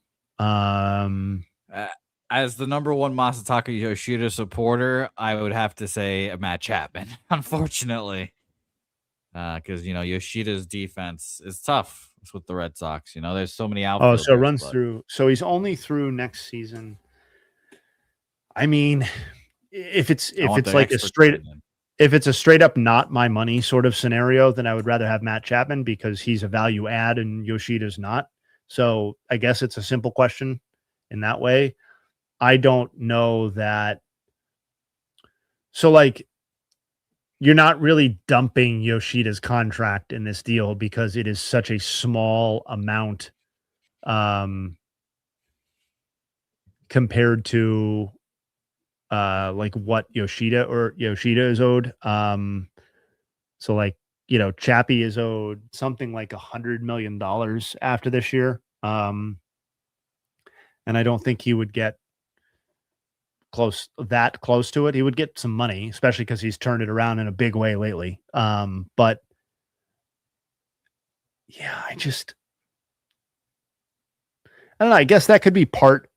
I guess that could be part of a solution, right? Like, I think my biggest problem with this concept for the Red Sox is that this is a lost season. I think, right? Do people disagree with that? They're 11 I games mean, under yes, 500, yeah, I right? agree. They're Yeah, the front 29 and office might 40. not agree, but yes, yes. What does Fangraphs say about their playoff odds? They're at 16%. Okay, so that's maybe a little north of what I would describe as a lost season, but they're teetering very close to being just kind of definitely out of the mix, and it being just a lost season. So if you were trading Yoshida and dumping the rest of his money this year and the 18 or whatever $1 million owed to him next year, and acquiring Matt Chapman this year for a stretch run that mattered, then I could kind of get around on it. Matt Chapman has basically gotten back to his 2025 level with his torrid stretch recently. He's been one of the best players in baseball over the last couple of weeks. Then maybe the Red Sox have money to spend, like they can take on the additional future commitments. But this is really a 2027 and beyond question, at which point you're talking about Yoshida only has 1 year left on his deal. He just has that 2027 year. And Chapman is entering his age 34 season with 100-ish, 90, whatever $1 million left on his deal. That makes me a little bit uncomfortable because I don't think Matt Chapman is likely to get better moving forward. And again, he's still a very good player and may end this season as like shit, man. I mean, Baseball Reference has him at 3 wins above replacement in 71 games. So there's a world where Matt Chapman is a legitimate star level player across the course of the 2026 season, given the turnaround. But again, I just don't know that I want the age 34, 35, 36 seasons of that when I'm not confident enough that the Red Sox are close enough to be making that sort of commitment to that player and that sort of age curve.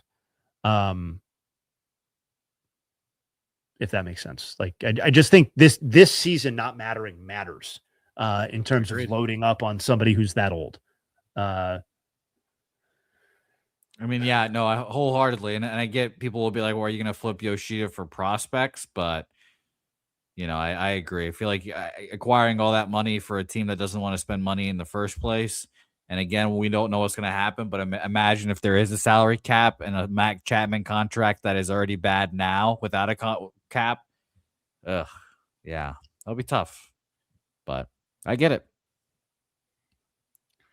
I get that.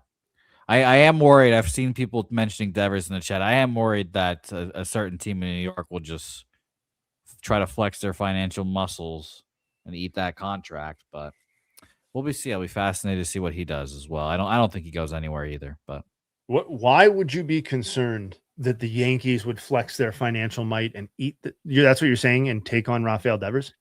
yeah, I just think I think if he goes to an actual ballpark that is not just so offensive suppressing, that his numbers will be a little revived. But man, yes, on some level, yes, of course you're correct.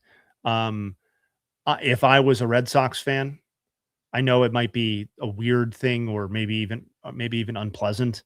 I would cheer if the Yankees made a trade for Rafael Devers. I'd be like, that's like a significant amount of, presuming they're paying like a real amount of money to do it. Like if the Giants are eating, $150 million in Rafael Devers, so it's $70 million of the refs. Okay, then yeah, that's cool. I'll do that.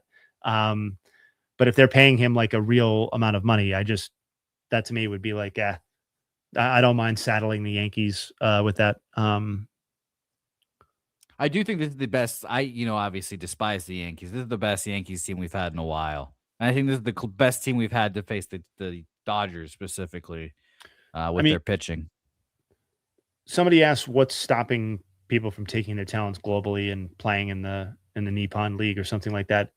I mean, that would be, in essence, like kind of weakening their own union, right? Because if some people are going to go take jobs while other people are kind of holding the line, that to me would start to create fissures and cracks in the negotiating. I'm sure there may be people who kind of filter out, but I think that would be the main thing stopping it. Yeah. 9-1 Yankees. Paul Goldschmidt, 2-run bomb. Oh man, and we're missing it.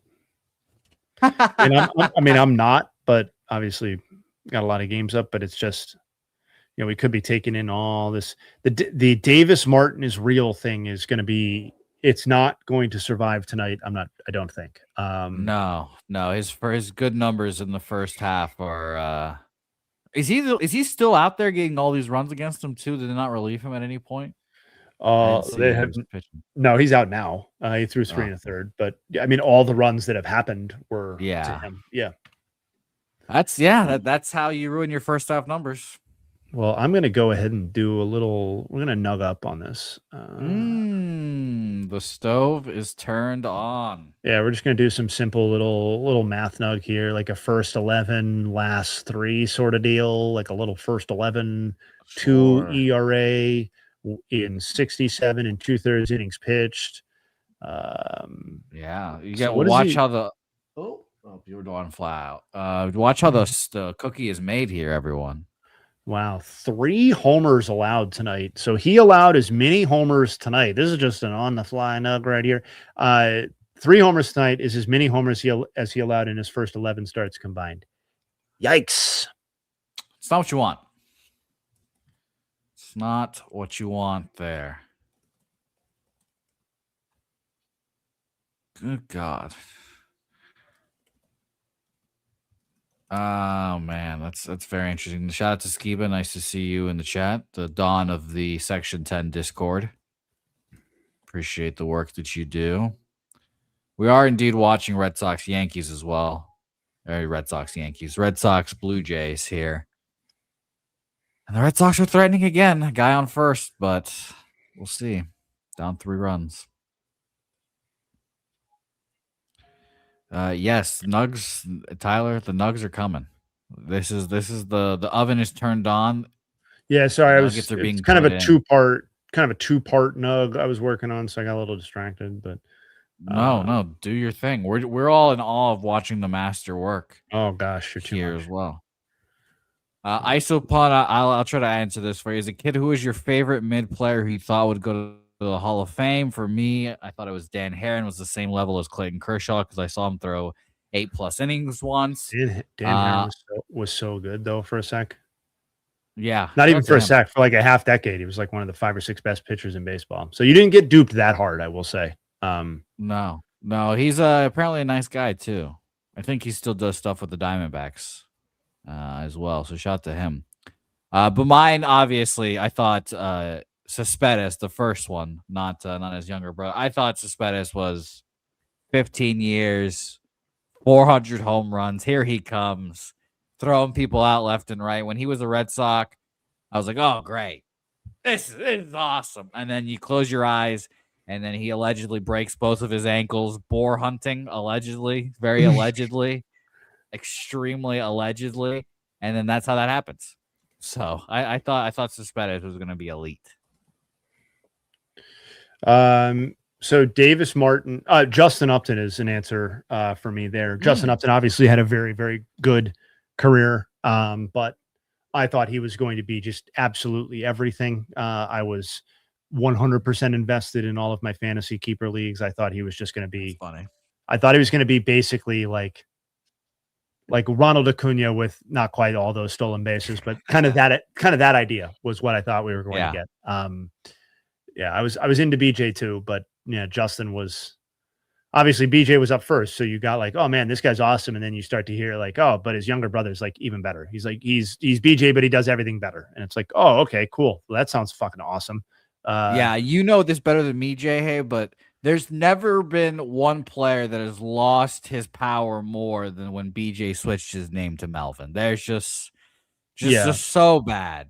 Well, it was kind of like a lost deal for him at that. Like, the BJ Upton era was the era that mattered. Like Melvin Upton was kind of like a post hype kind of. I'm not really that interested in this anymore. 100%. The same thing happened to D Gordon when he put Strange in his name. It was over at that point. I was like, dang. Well, and the thing with BJ is that like outside of the 2007 regular season, like he wasn't a legitimately great or even like borderline very good. Like he had some good seasons, but like his, I think the aura of him was carried significantly moving forward after 2007 by the 2008 postseason run, which was obviously an all-timer. He had 7 homers in 16 games and posted a 985 OPS, 7 homers and 6 stolen bases, by the way. Yeah, it's an all-time run. It comes up on a bunch of searches, but like that was 2008. Like BJ Upton played until 2016. So there was like a lot of time after that where, again, not bad, but his 2009 to 2016 performance, his slash line was 232, 304, 393. That's a 698 OPS and a 92 OPS plus in north of 4,300 career plate appearance or 4,300 plate appearances in that portion of his career. So that's like, it was 9 wins above replacement in 1,100 games. I guess you could call that like a net positive player. But that's one win and change per 162 games played. And that's like not a real asset. That's kind of a guy who's taking up space on your roster, actually. Yes. Because you can find that anywhere. You can find a guy who can get you 1 win above replacement in 162 games. You have to be able to find that from your system. We're way off track at this point. But Davis Martin, though, first 11 starts, 15 earned runs and 3 homers allowed in 67 and 2/3 innings pitched. Last 3 starts, 15 earned runs, 3 homers allowed in 14 innings pitched. So he's given up exactly the same number of earned runs and homers in his last 3 starts as he did in his first 11 starts combined. That's a tough when you see that, Jay Hay, with like the evenness of the numbers, does that just warm your It's heart? perfect. That's perfect. That's a great nug right there. You're just like, yeah, that's, everybody's OCD or, whatever we're calling it. Yeah, that lines up real nicely. Let's see. What else is happening in this game that I haven't addressed statistically that could be kind of interesting here? Ty Richard, by the way, mentioning Jose Reyes or Hanley Ramirez were his guys. Oh, I'm right there with you on Hanley, man. I am right there with you. Hanley that was like my favorite era of playing fantasy, was like the Hanley, Justin Upton, David Wright, Chase Utley. Like those were like my guys. That I built my team around those guys. Grady Sizemore. Sure. And you hear a lot of guys whose careers ended before they should have, in terms of greatness. But Hanley, I was right there with you. Hanley was just like, come on, man. Like, I think as a Marlin. Yeah, I think Hanley's a good example of somebody that we can pretty confidently say could have taken things a little bit more seriously and might have had a more impressive career ultimately. Obviously, he made a lot of money and had some individually spectacular seasons. But it frustrates me a little bit because a lot of times when I look up some of these stats and, you're looking at guys like shortstops or whatever with like ridiculous statistical seasons or through X number of years, you get Hanley showing up and it actually I find that it makes me mad as opposed to like, because I'm like, God damn, Hanley should have been he's almost like ruining this list now because nobody seriously, because like nobody views Hanley that way anymore, even if like he was definitely like kind of that guy in his prime. So like, Hanley's on this list. It's like, oh fuck, man, Hanley should have been an all-timer. Yeah. That Marlins, like Jose Reyes, Josh Johnson, like that offseason was the first one where I was like, oh my God, the super team, like this is it. Like, and then I remember being so disappointed, like, what the hell happened?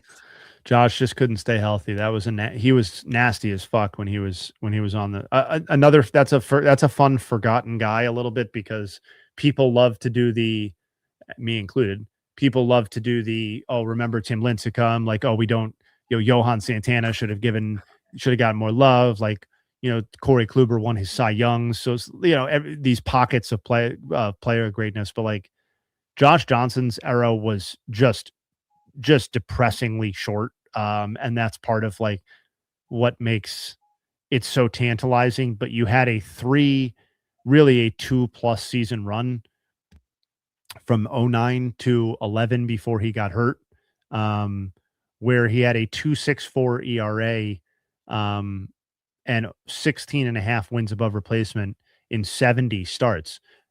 That works out to 8 wins above replacement in a 34 start season, which is obviously like, if you're not winning the Cy Young, that's because somebody else had a historic season to rob you of that Cy Young. But like, god damn, man. And when he got hurt in 11, like you could credibly argue that he was pitching as well as anybody in baseball. Like he went down with a 1.64 and almost 3 wins above replacement and 9 starts. Like who knows what he would have done at that point. And even when he came, like even what he gave in 12 was very good by almost any standard other than the one that he had previously established. So, but he was obviously brutal in 13 and was out of baseball after that. So yeah, Josh Johnson was absolutely fucking disgusting. And no flukiness about it. I know those strikeout rates don't look good or don't look that impressive now, but like, you know, you see the year he led the league in ERA or led the NL in ERA, he led baseball in 5th. You know, so he was the real deal. There was a lot of nastiness. Dallas would be a good guy to talk about what he remembers of the impressions of Josh Johnson league wide, because that was kind of Dallas's era-ish. Braden. Yeah. A lot of good names in the chat. A lot of good names. JJ Hardy. I grew up in Virginia. JJ Hardy was very popular. Very popular. Yeah, the Ian Kinsler, Michael Young stuff. I'm just going to be honest. Those guys did nothing for me. Like that era of Ranger was, yeah, I'm not going to say it was a boring team because it definitely wasn't a boring team. But those two were just like, yep, Michael Young and Ian Kinsler are doing their thing. And, you know, I know, oh, that's well struck. Bryce Terang Yard. We don't love that here in this household. Bryce Terang, one of the only WBC players that are doing really well. Wow. I showed him some love a couple weeks ago. Be sure to check that out on YouTube. Yes. Although all the stats are outdated, so I'm not sure why you'd watch that segment now. But let's see. Yeah, Brandon Webb. I feel like we did a whole Brandon Webb thing. We did one recently-ish. I feel like Tyler and I talked about him for a considerable amount of time. Yeah, Jarrett, the Weavers. He had, again, like 3 years of just like, and this is again just my interpretations because I was a child at this point. Sorry to date you, Jay. Hey, you're probably peak ESPN at this point. I was like in middle school. It's like all these guys are just like my middle school like guys, like Jared Weaver, disgustingly good, and then like just gone. Yeah. Well, you know, Weaver, I mean, I guess we could talk Jared or Jeff, I guess, in this case, but you know, Weaver was kind of always walking something of a fine line, and I would be kind of curious to see whether he could sustain. Obviously, you know, he would have to adjust to the modern game and all that, but whether there would be even a place for somebody like Jared Weaver as like a frontline-ish type pitcher in 2026, because the only season of his career where he averaged even a strikeout per inning was 2010 when he led MLB. That is also kind of crazy, by the way, just the idea that that Jared Weaver was the league leader in strikeouts. That seems like, I know he wasn't, I know he wasn't nasty. He wasn't not nasty, and that, you know, extension, all that sort of stuff, deception. But yeah, he had a very good run. Was his a perfect game? Did he throw a perfect game or a no-hitter? No, Jared Weaver is not the author of a perfect game. But I feel like then there was a start where I remember him celebrating at the end of it with his catcher, like throwing his arms up, and I don't remember what it was. Oh yeah, no, he threw a no-hitter. Oh yeah, it was May 2nd, 2012, against the Minnesota Twins. Of course, the team that gets no hit that feels like every other year. Not anymore, but back then it was like I think he only had one walk. So it wasn't like far from a perfect game, but yeah, as Dallas said, it's not for everybody. Yeah. Yeah. Some people don't know what the ninth inning mound feels like, as he would say as well. Yeah. Are we ever going to get more video essays? I hope in time that we will. And I appreciate the kind words that you said about them. I enjoyed doing them. It was just, the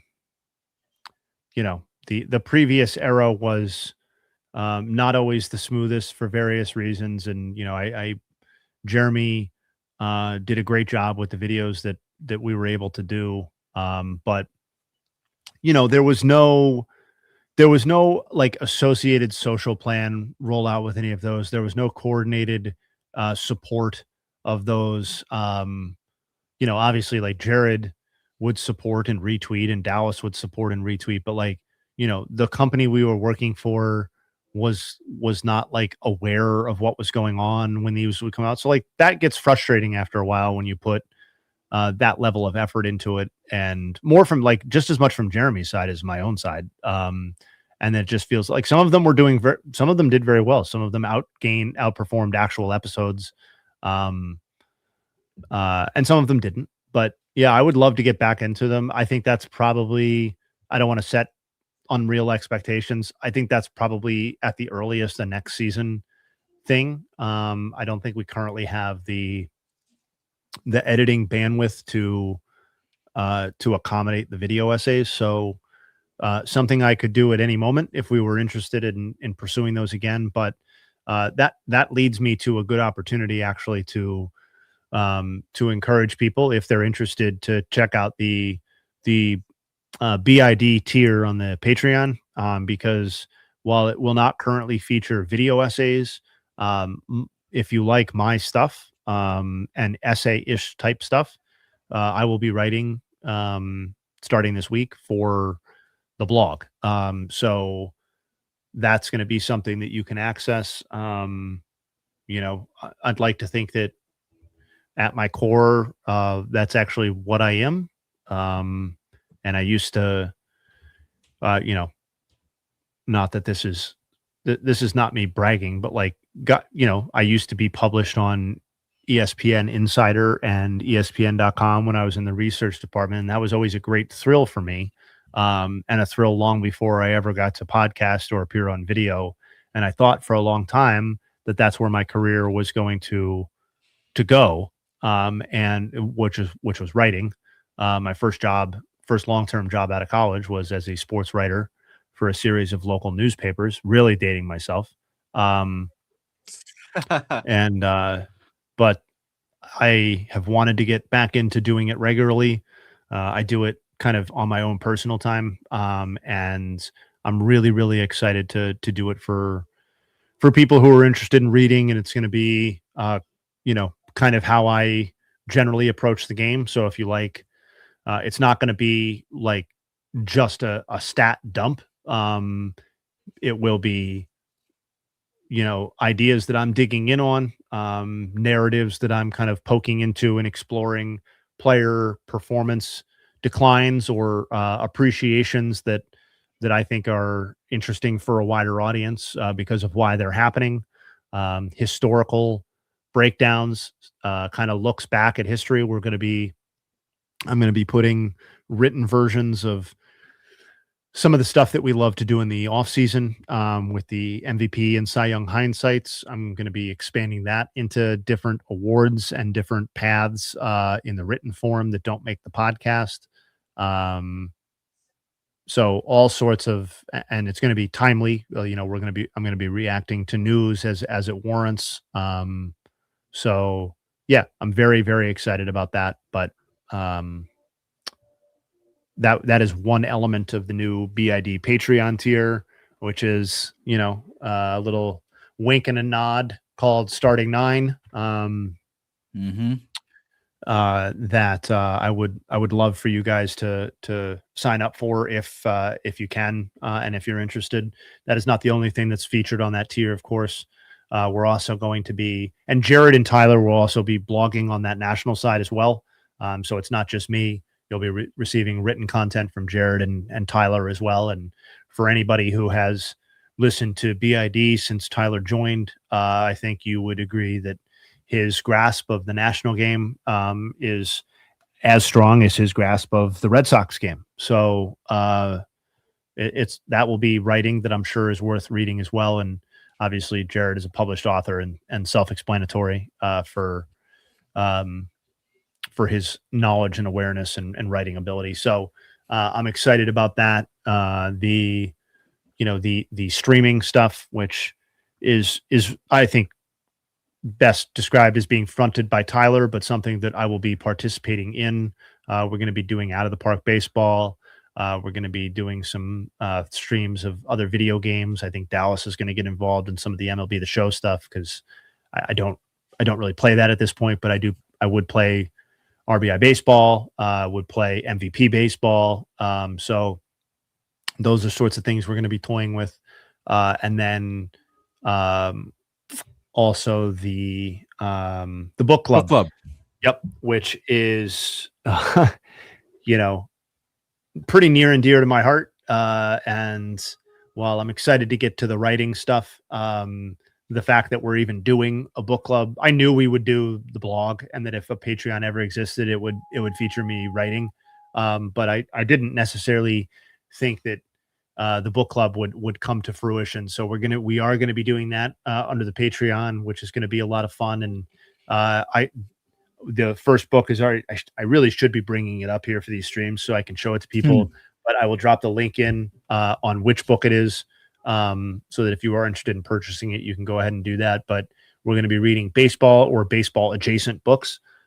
So first one's already picked out. And the second one, Dallas FaceTimed me yesterday as I was putting my kids to bed, which is Dallas calling's not rare, but Dallas FaceTiming is pretty rare. So I answered it, and the whole purpose of the call was to show me the next book that he wanted to do in the BID book club. So Exciting. I'm not going to reveal that yet, but we will be rolling out a schedule and stuff like that so people can get prepared if they're inclined. But he has the next book all ready to go. Dallas will be participating if that isn't already self-evident from the fact that he's FaceTiming me about the books. But yeah, we'll be reading the books, and then I will be setting up scheduled times where all of us can hop on a Zoom and talk through them. People can share their opinions. I can answer questions, but I'd be just as interested in hearing everybody. It's going to be a conversation. It's not going to be like this stream where it's just me talking or Jose talking. And we will offer multiple opportunities to discuss the book, because I realize that people are putting in the effort to read an entire book and sign up for a book club that offering one date for the meeting is not going to work. So we'll offer a couple of dates. I will obviously be present for all of those conversations. So, it's not like I won't be there for all of them. So everybody will get the same experience.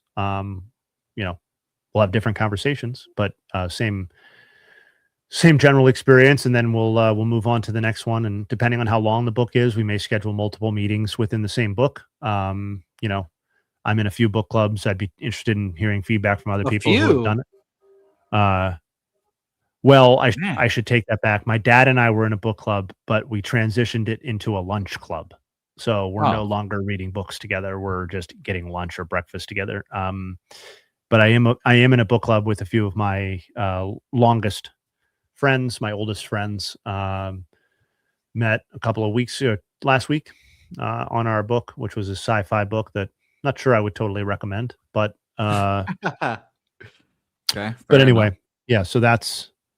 Well, I'll tell you, Jay. Hey, the thing I'm absolutely the most excited about, I cannot wait to watch you and Tyler do Out of the Park baseball streams. Yep. It's going to be fascinating to watch you guys, general manager, assistant general manager, stuff like that is going to be awesome to watch. Yeah, I appreciate that enthusiasm. I'm excited about that too. I mean, when I played a disgusting amount of MVP baseball during college. Probably should have diversified what I was doing a little bit, but played an enormous amount of MVP. That was a huge bonding thing for me and my roommates.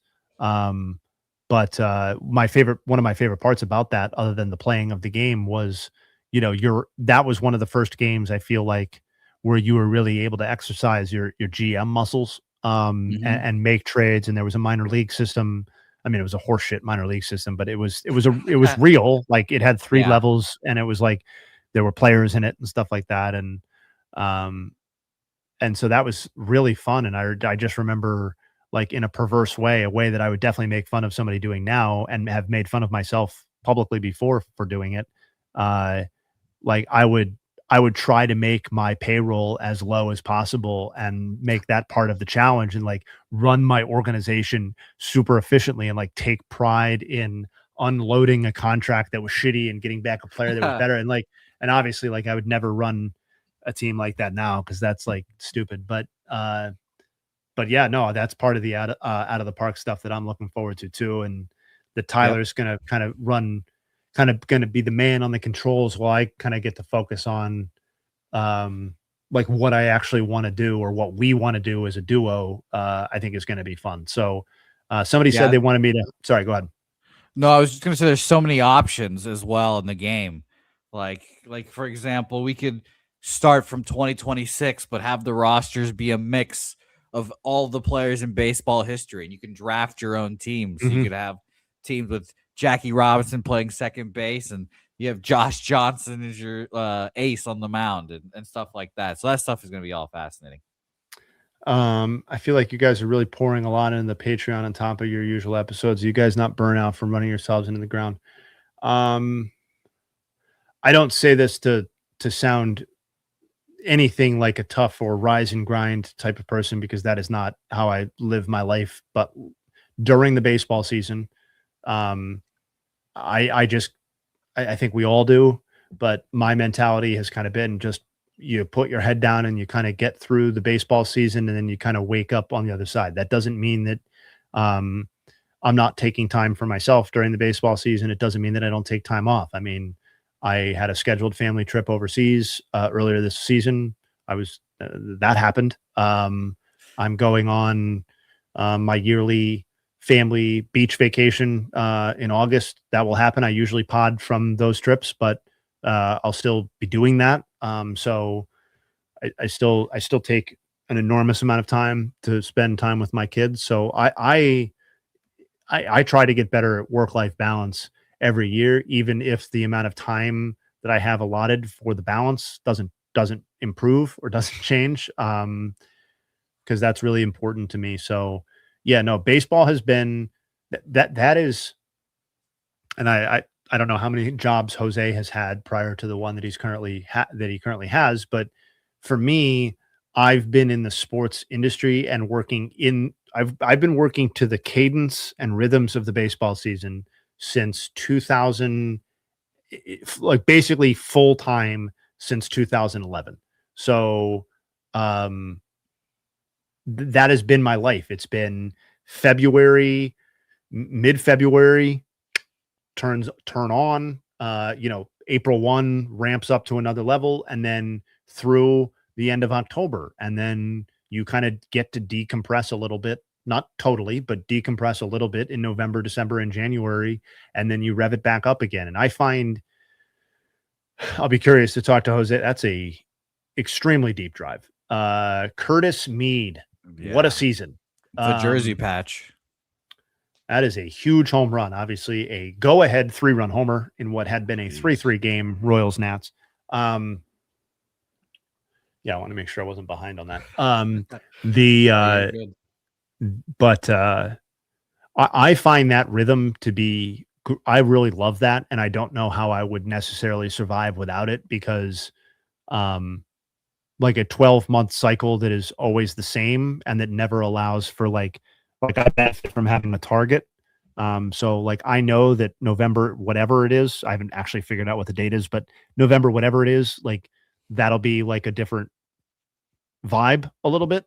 And so that kind of helps me. But last year was probably the hardest I've ever worked in terms of burning myself out in a baseball season. Part of that is having kids and doing the work, but part of it is like how much was going on. So I'm prepared for what we got going on this year. And obviously last year was mostly just frustrating for lots of reasons. So this year there's like a lot more reason to be optimistic about kind of where things are headed, I think, and certainly my own personal satisfaction in what's going on, and I think the vibe of the pod and some of the things we're trying to grow. So, yeah, it's a tough season, but I'm not asking, like, it's still baseball. It's still baseball content. It's not asking for anybody's sympathy or anything like that. And I don't have a hard job and I don't have a hard life. And I don't take it for granted and I don't, whatever. Like, it's just very blessed. But to answer that question, which was asked, that's how I feel about that. Great answer. Yep. Great answer. That was a fucking mammo home run there as well. And I can only think, when I hear Curtis Mead, I can only think of Dallas's jersey patch. It's no, that's all. hilarious to me. That's why that's why we call him the I think I called him the rookie card the other day.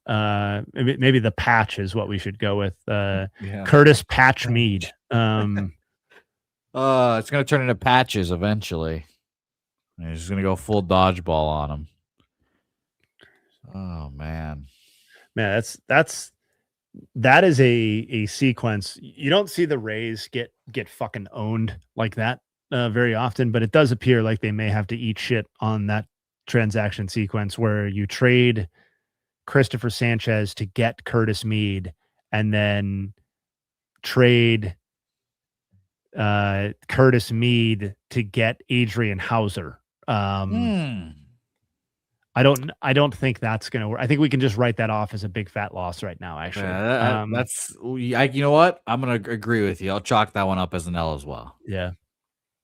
Yeah. People will focus on the Sanchez for Mead thing, but then when Curtis Mead is like, you know, when he's putting up an 825 OPS this season and getting like borderline all-star support, people would be like, oh, okay. Well, there's that other part. Must have gotten something for him, right? Nope. I don't think he's going to make the All-Star team, just to be clear, but he's having a very good season. Of course, yeah. Garrett Cole bouncing back. That's, people aren't going to like that on the pod tomorrow. No. I mean, I will. Makes for a funny pod when Jared has to squirm like that. Yeah, and Ben Rice. You're like, the dude's he's fat. He's fat. It's like, I looked up like every few innings, and it was like, oh, Ben Rice is going around the bases again. Yeah, what a season for him. Yeah, it's again. I am deathly concerned that the Yankees are a World Series actual contender and threat.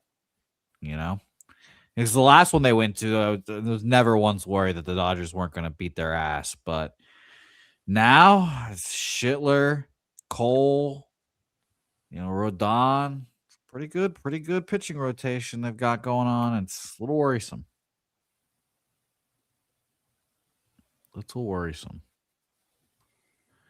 Red Sox are trying to show some life, though.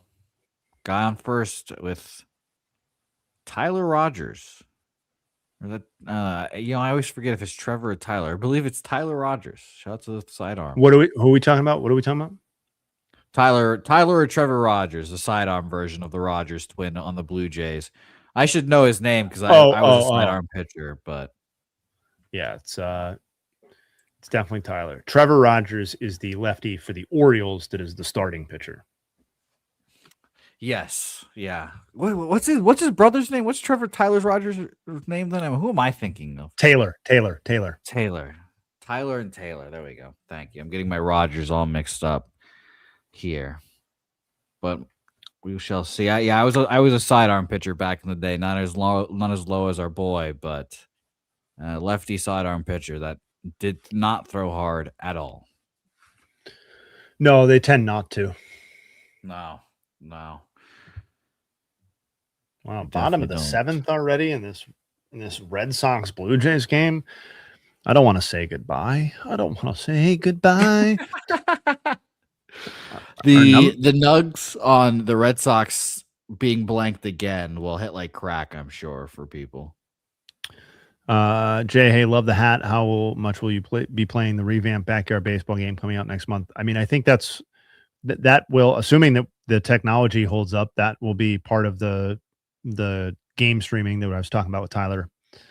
Yep. earlier. Yeah, and So yeah. there's online play, Tyler or Taylor. I think it's Tyler. Sorry, I was thinking of Rogers again, but yeah, there's online play as well in that game now, which is going to be very interesting. So hopefully we can get some heads up games as well. That'll be a lot of fun. Oh, did Argentina do something? Hey, smacky jabbles. I'm sure he's already scored that Lionel Messi. Oh no, that game starts in about 3 minutes. Oh, okay. Thinking that game's going to be a draw for those keeping track at home. Okay. What's the matchup? Argentina versus the mighty Algeria. You don't think that's really going to be a draw, do you? I do. We'll see. Wait, Algeria is really going to. I thought one of those teams is good and one of them is bad. That is accurate, yeah, but I expect Argentina to start out a little slow. They did it last World Cup. Okay, so that seems like something of a bold call by you, though. Like you're really taking a stand there with that one. I guess so. I am a gambling man, Jay. Hey, it's one of my one of my vices. Yeah. So I don't have any monetary funds on that, but now I feel like I kind of have to now. I'm not telling you what to do, but I will say that. I mean, if that's how you feel about it, I don't know what the betting lines suggest or the odds or the markets. Shout out to Kalshi, by the way. I don't know what the Kalshi market is saying about that, but it feels like one of those you might have to look into before it gets started here. Well, right now I'm currently invested in this Tigers Astros game. Going over 8 runs would be really nice for the Bouquett household over here. It would make us feel a lot better about ourselves going forward. And shout out to Algeria, chalk Algeria indeed. But it's always fascinating to see Framber Valdez back in Houston. I was interested to see how that was going to go. I don't have the volume up, so I didn't hear if they gave him any kind of ovation. But it was fascinating to see that. And Hunter Brown making his first start back. So it's a good game to watch. I obviously said fuck them both because I bet over 8, but whatever. Oh, man, my guy Salvi. It hurts me, Jay. That's the one thing that you hurt my feelings every time you say it, Jay. You really hurt my feelings. Hey, man, there's nothing wrong with being a franchise legend and a Hall of Very Good. And I don't think we don't need to disparage it by pretending that it's not good. Yeah, great guy. Yeah, like I said, I was a bat boy, and he was rehabbing once, and he gave me $100 in the most casual way anyone's ever given money to anyone ever in their life. I was like, what the fuck? That's great. So shout out to him. Yeah. And I hold the WBC close to my heart now. So I hope that's included in your Hall of Fame resume, Jay. Hey, WBC champion, please, Mike, make that note. Oh, okay. Yep. Okay, making it. Yep. Noted. Oh gosh. All right, Isak Paredes. Let's do something here. Check out the Baseball is Dead Twitter account. Just dropped a new Nug graphic. You would have found this on my personal account, but obviously we've cleaned it up nicely with a graphic. Shout out to Sean Palmer. Youngest pitchers to record a game score of 100 or greater in a 9-inning start in MLB history. Wow. You got Kerry Wood in 1998, among the most famous starts ever made. You have Knapp Rucker in 1908. And then you have Jacob Mizorowski from just a couple of days ago at 24 years old and 70 days. Now, Jay, what can you tell me about old Knapp Rucker? Oh, Knapp. What do you want to know? Nap Man. I guess first of all, what was that start? The Nap Man throwing up a 100 game score? Yeah, in a 9-inning outing, no less. Yeah, I'm shocked they were playing 9 in 1908. So it was September 5th of 1908. Sure, one day after my birthday. Sure. Okay, so shout out. Happy birthday to you. It was. Yeah. Would you believe it was Boston against Brooklyn? But then this is when Boston was known as the Boston Doves. Sure. Sure. They actually had multiple teams. This is the Red Sox were still the Red Sox, but there was a Boston Doves team, which, if you're interested to know, I can see the Doves logo going kind of hard. would become the Atlanta Braves. So that's yep. So this falls under the Braves records, huh? Yep. So they were the Boston Doves through 1910, at which point they slowly transitioned to become the Boston Braves. But anyway, we're off track now. It was a 6-0 game. He had 9 innings, 0 hits, 0 runs, 0 walks, and 14 strikeouts. So that's commonly referred to as a no-hitter. Don't think it was a perfect game. The Nap Man, yeah. I mean, that'll play. Yeah, it was. Yeah, no, it was not a perfect game. Did he hit someone? No, there were errors. But the fielding and the gloves back then might have been kind of tough, I guess. Huh? Yeah, probably just going straight bare hand. They won 6-0. So for them. Yep. So it wasn't particularly dramatic. The opposing pitcher's name was perfect. Just perfect. Patsy Flaherty. Not enough patsies. Not enough male patsies nowadays. Nope. A real dearth of people in the lineup on either side that I think anybody would really know.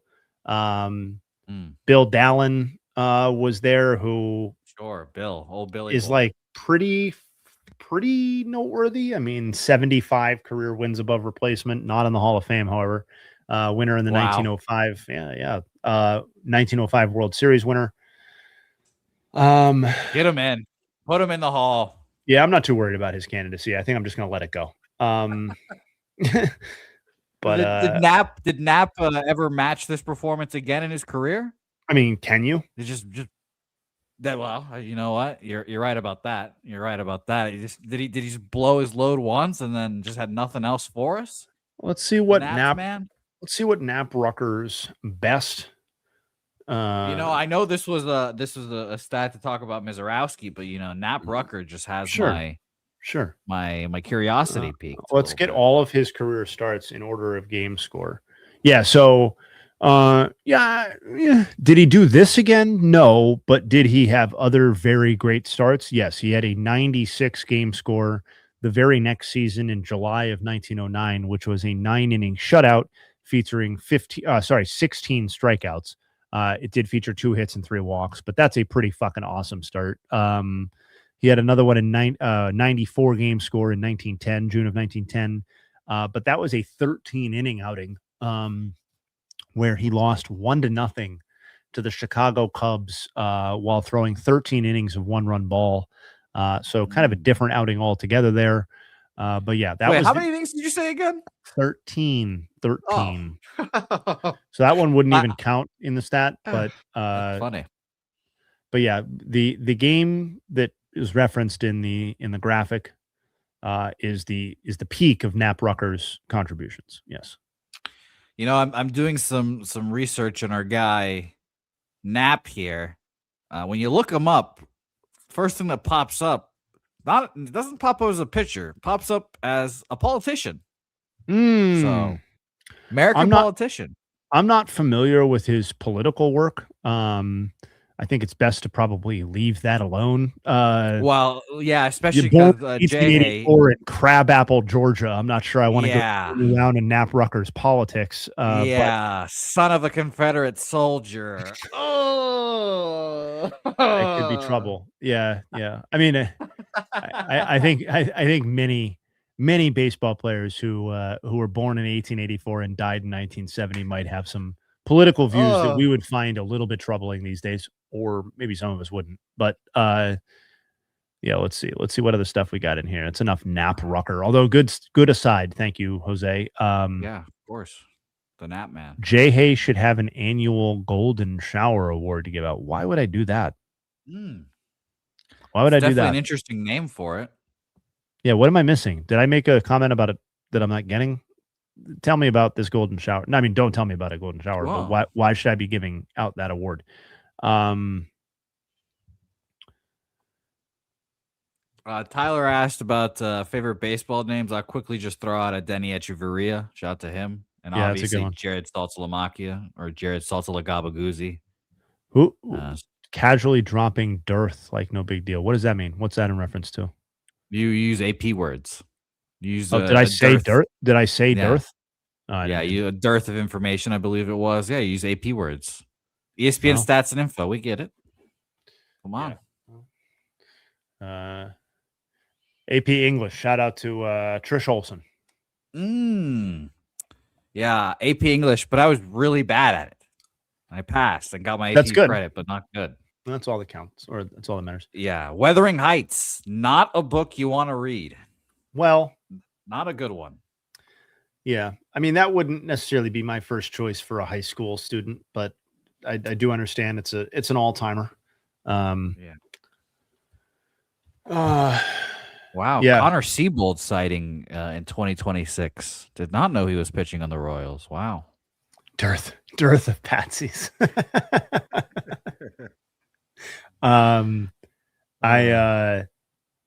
Yeah, not a book club book, but if anybody's looking for some non-baseball stuff, the book I wrapped up yesterday was called Late Fame by Arthur Schnitzler.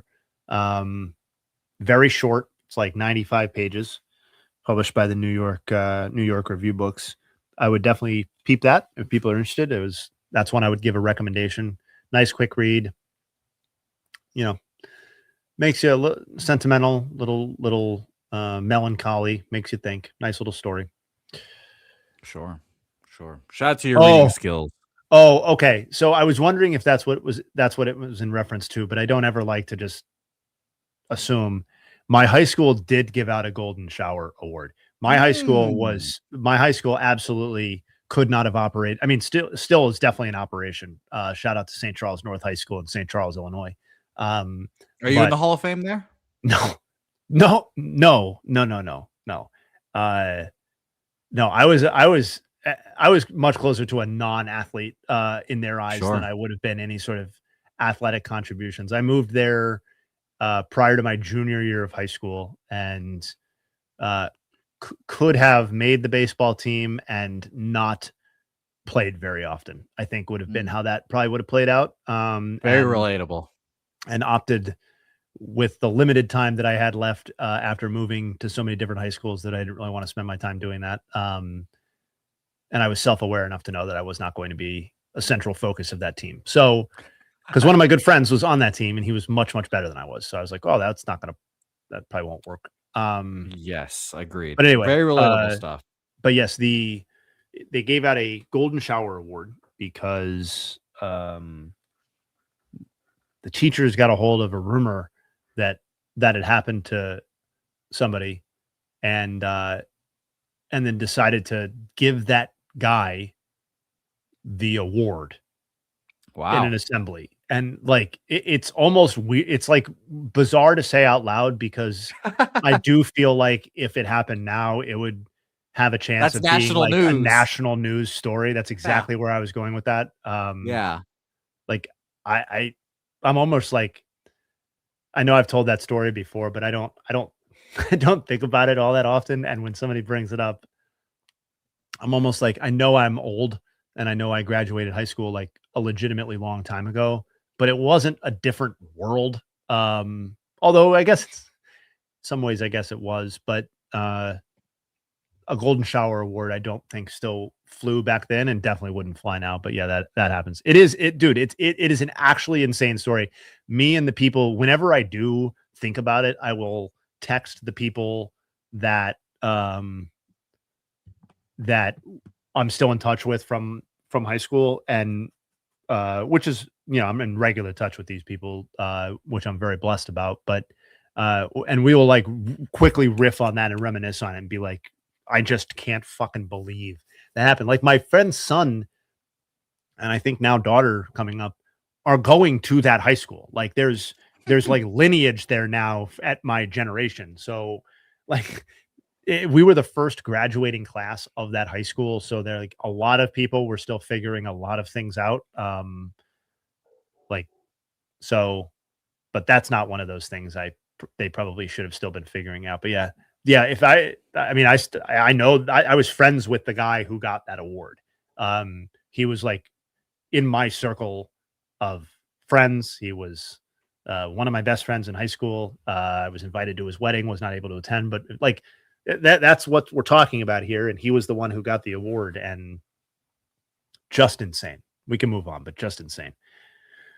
Jose knows ball. Algeria's up 1-0. Is that true? Yeah, no, I'm not watching, so Jose, I hope you they could are. have That would be funny. Jose, you could have changed your financial fortunes of your life. Well, if you had followed your heart. That's true. Just true. That'd be awesome. The Spurs did some financial changing of my bank account this year, so I appreciate that. that was nice. As a Celtics fan, no one would have known that I was a Celtics fan because of how hard I was rooting for the Spurs to make the finals. Oh, they called so it that back. was- Somebody's reporting they called it back. Classic Oh, soccer. well, come on. Well, you know, old VAR. But at least Algeria has now made their presence felt in that game, so that's nice. I was too busy watching Jaren Duran run around the bases. You know, you don't see that very often from the Boston Red Sox. So very interesting. But shout out to you, AJG. Oh man. What else we got? Cubs have surrendered the lead. It's always nice of Edward Cabrera to check in. God, what a bummer, going to man. be so much better. Yeah, me too. What a bummer. Yeah, I just talked about my good financial decisions. One of my negative financial decisions, Jay Hay, was wagering that the Cubs would win that division this year. That's bad decisions. Bad decisions all around there. I might have had a stake in the Red Sox winning the East because I didn't think it was going to happen, but I thought the odds were too low. That's obviously money on fire. I mean, I picked the Yankees to make the World Series, but it still felt like a pretty good thing to have a stake in. No, I understand. Yeah. No, the worst part about it is now that I have to see that action every morning. Yeah. You just wake up and you just see it's like Cubs to win that division. It's like, well, I can just chalk that already, but shout out to them. They're making things interesting, I guess, against the Rockies. All right, so we're in the bottom of the 8th here of Red Sox Blue Jays. Given that the White Sox and Yankees game is 11-2, probably not going to see that one through. Doesn't seem like a good use of time. So we'll probably take it here through the end of the Red Sox Blue Jays game and then call it a night. So happy to keep answering questions. Don't want to cut anybody off, but given that it's just me and Jose, we're not going to go through the end of the night. I don't know Jared's schedule for the Red Sox stuff off the top of my head, but I would imagine that he'll be back on the stream sooner rather than later. So I know you guys miss him.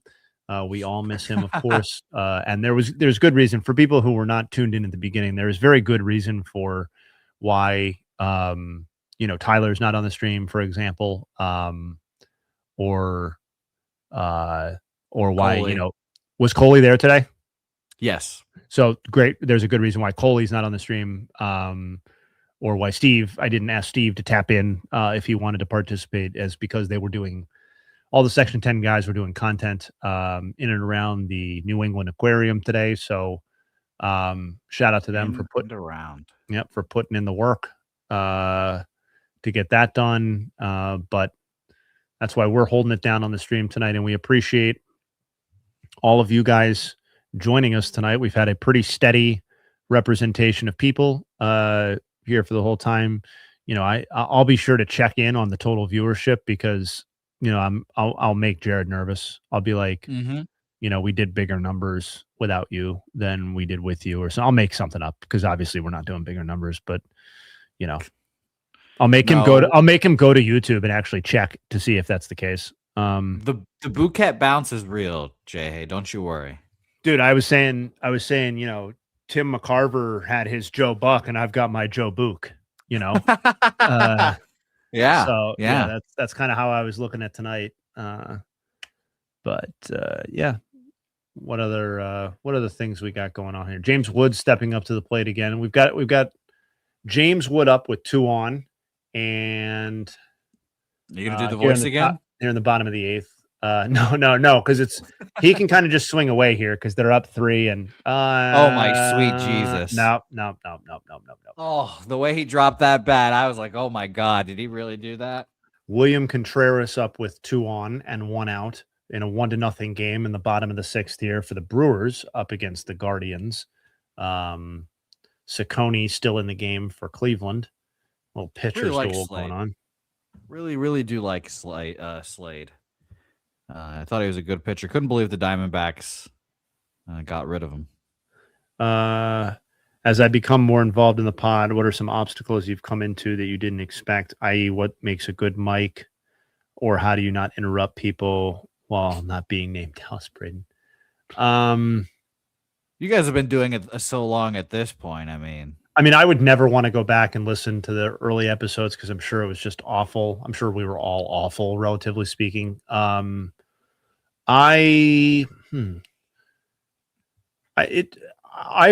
gotten more involved at the encouragement of the other 2 people in the podcast. So like I am deeply uncomfortable with like putting myself out there in a way where it like that doesn't feature encouragement from like the people that I'm doing it with.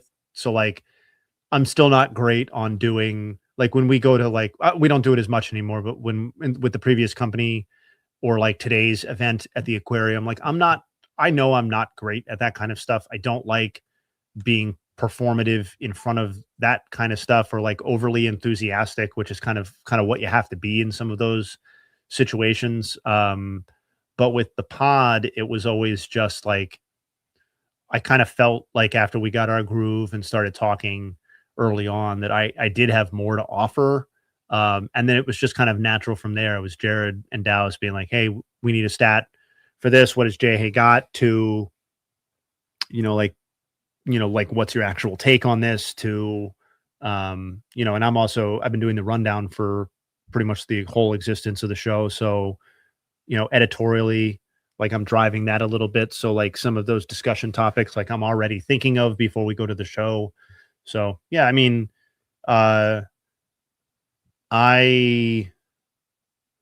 think I'm always more reticent to talk or ready to not talk than I am to talk over somebody. At least that's how I'd like to view myself on the pod. So like if Dallas is going on one of his things or, or T's vibing with the stats or something like that, I think I'm pretty good laying out, but just knowing just the obvious stuff, just knowing when to get in.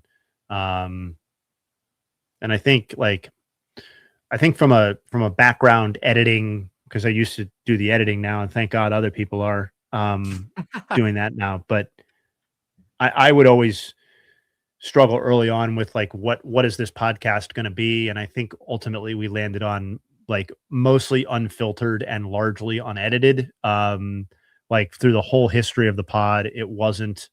It was not a heavy hand with the editing. We weren't having conversations that then we would take out 5 minutes here, we would cut at here, we weren't giving you the condensed, quote unquote, like curated version. We were giving you the whole thing, oftentimes for better or worse. And at some points in the pod, it was definitely for worse. Like at the end of the Barstool era, yuck, those pods were not particularly good. And it was a lot of Jared and Dallas kind of like talking over each other and stuff like that. And I was obviously completely behind the scenes at that point. So, I started watching. I don't feel like I answered your question very well, but maybe I glanced off of it. So you started watching right before starting 9 ended. So you missed early Jay. Hey, your involvement is and always was. Oh, that's very nice of you to say. Thank you. Pay the Bryce.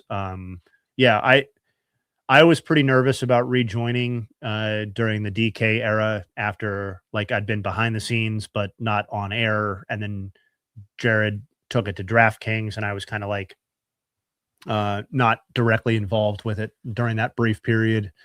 And then, came back on and it was nothing but warm warm welcomes, and obviously since then it's been a different level of involvement in the pod, and I'm, proud of what I've done and proud of where we've gone. But yeah, I certainly feel a lot more comfortable than I used to. And I did some practice behind the scenes too. Like I did not like with the idea of necessarily practicing, but I would do I think I mentioned last week that I did fantasy pods with my friends, and would host those. And, I was the veteran podcaster, relative to my friends who have like real jobs and shit, and were taking time out of their schedule to like record a podcast. That's well struck. 6-4 Yes, now. it is. Yes, it is. By the way, I'm stealing your idea and doing that with my fantasy football Dude, league that I've been it's in so for much a fun, while. man. And the more serious, the more fake seriously you take it, the better. Yes, We, yeah, we used to build 1000%. it.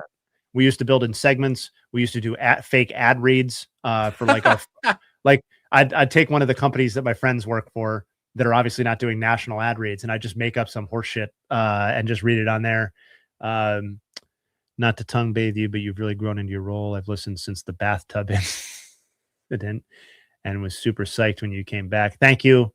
Thank you. Yes.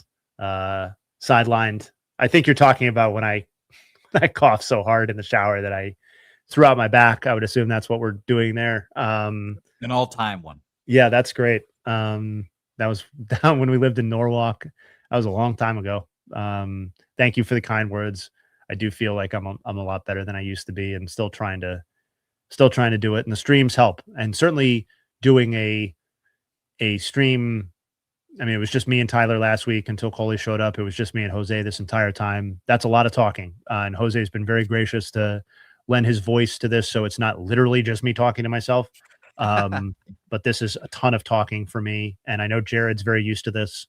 And, Tyler's used to it probably from the sports talk radio stuff. But this to me is great practice as well. So let's see. Messi scored, it sounds like. Yes, yeah, the goalie should have saved it, but Messi already won nothing. Yeah. The Dr. Claw era was fun-ish. That was mostly just frustrating for me, if I'm being honest, because I had an agreement with Major League Baseball when I was working there that I could continue, or the people that I worked for within Major League Baseball, that I could continue doing the pod when I accepted the job. Jared and Dallas asked me if I would ask them that, and I did, and they said that I could. And then I did for a long time. And then leadership changed and they decided to withdraw that permission. And so that was very frustrating because I had to decide whether I was going to keep participating in the job that was providing me and my family with healthcare, or, well, my wife had healthcare too, but was providing me with healthcare, and a full-time salary, or whether I was going to continue, getting paid to edit the podcast part-time and be on air part-time. And so Dr. Claw was the workaround there, wink, wink. But yeah, that was frustrating because I wanted to keep growing in my role. I wanted to keep being on air. That was stunting my ability to, not that I thought I was going to be a fucking star or anything like that, but it was like, it's fun. And like, I wanted to see what would happen, and keep growing the product with the other two guys. So that was super frustrating. I was glad that I was still able to have a hand in it, but really, really tough. And I mean, shout just out to Dr. Claw. genuine fucking horseshit by the people who made that decision at MLB. But I got lots of beef with folks associated with that. I look forward to your memoir where you tell it all. Yeah. My first episode of y'all's pod was actually Jay Hayes' first episode back. Hey, look at that. So you don't know anything else. Good for you. Great, thanks for thanks for sticking with there, it. Goated Bear. Shout out to you. You guys killed it. Seriously. Thank you, John Anthony. Excited to have you on, Jose. You fit in well. Yes. Pay the price. Thank you. Thanks on Jose's behalf. I don't remember you ever being bad, Jay. I've obviously listened for a long time, so at least there's that. I think probably just stiffer, less comfortable. Like I always, sure. I think before probably less dancing. Before it was just like I would get in with the stat that I had ready to go, or that I was looking while the guys were talking because I knew that they would come. And like, so I'm always confident in the information that I'm bringing and the stats. So hopefully I was always decent with that stuff. But in terms of like providing my opinion and talking and doing it in a professional way, in a way that people would prefer to listen to, that's still something I'm trying to figure out. And as I was saying before, got people on Reddit calling me arrogant and shit like that. So, we're always trying to better ourselves. And but I'm always going to be at least a little bit condescending, unfortunately. Just kind of how it works. We love that about you, though. Yeah. Well, Well, yes, I guess not dumb everyone. dumb opinions. I'm not here to take responsibility for other people's shortcomings. Somebody tweeted me today and said, "Hey, why didn't you do this?" And I said, "You know what? That's actually good feedback. That's an interesting point. Here's why I didn't do that." But then I went ahead and did what he said, because he asked it in a respectful manner, and I thought it was a question that I had asked myself before doing the tweet, whether I should be including it or not. Um, so yeah, certainly open to people's feedback, just not open to fucking dickheads. Tell them. Yeah. Like if you're gonna come at me with opinions on Landon Raup and that kind of stuff, Ugh. I genuinely don't have time for it. So I'm not gonna give it air. Agreed. That's as straightforward as it gets for me. So you can agree or Well, disagree, but you're not getting anything from me out of it. I was just thinking about this, Jay. Hey, when playoff time comes, are we gonna see you in person at the Casa de Carabas for those streams? Oh yeah. I always come for the postseason streams. That would be fun. I have to drink a lot of vitamin C on those because that is a grind for me because I will, if we do it like we did last year, where I think we streamed for the Tuesday, Wednesday, Thursday wild card stuff right off the bat. I mean, that's me driving to Carabas's place, streaming until the games are over, driving home, and then getting up the next day, getting my kids to school, driving to How far is that drive? driving Oh my God, George Springer just fucking destroyed a baseball. Still got it. Jesus. He's still got it after all these years. Hour 45, hour 50. Woo. So it's like, I spent 4 hours in the car each of Yeah. those days. That's 12 hours for that stretch, above and beyond like the 8 to 10 hours that we're streaming on any given day. I love it and I look forward to it. And I will be there for all of those and any postseason streams that we do. I don't think I missed a single postseason stream last year, although we transitioned to the remote streaming after that with great success, obviously, which I would assume we'll do again. I would imagine that it would be the same setup where we're That would be my assumption as well. in-person streaming for wild card. Hopefully Dallas flies out if the A's aren't in the postseason, and then we do the remote streams for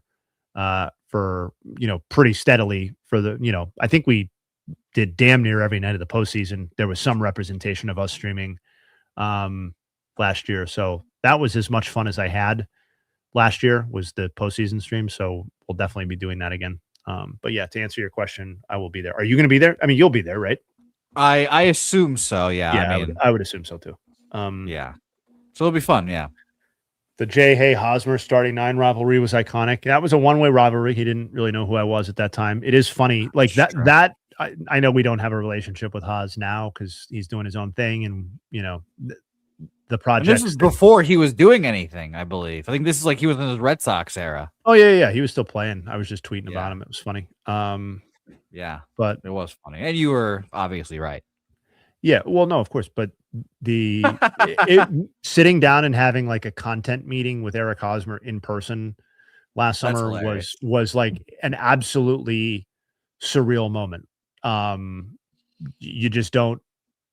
It's a great lesson that you cannot possibly predict where life will head because if you would have told little dickhead me that 7-8 years later you would be face to face with Eric Hosmer, there may have been some of those that I would have held back on, and again, good lesson to learn. But I did go through when I knew that we were going to be like dipping our toes into working with him. I did go back through my tweets and make sure that there was nothing that I like really, really regretted that was kind of out of pocket. Sure. And thankfully there really weren't. There were some that were like just not funny. And like, I was like, that one probably wasn't necessary. It just wasn't a good enough stat or whatever. But they were all mostly stat based and stuff like that. So it was fun. Yeah, I definitely haven't reached that point where, cause I'm still in my talking recklessly about players era. I'll call Garrett Cole a fat piece of shit, all that stuff. But I haven't gotten to that point where I'm like, oh, to meet this guy yet. Like I for example, like I know Jared loves Evan Longoria. I hate Evan Longoria. I have a sports Yeah. grudge for the rest of my life with Evan Longoria. And if we have him on the podcast or something like that, I'm gonna be like, I fucking hate your guts, but thanks for coming on. Yeah, I mean, like, I would assume fun. that he respects that on some level, given why you don't like him. Yeah. I broke a TV for that game 162. Shot to him, and Carl Crawford could have caught that ball. Never forget.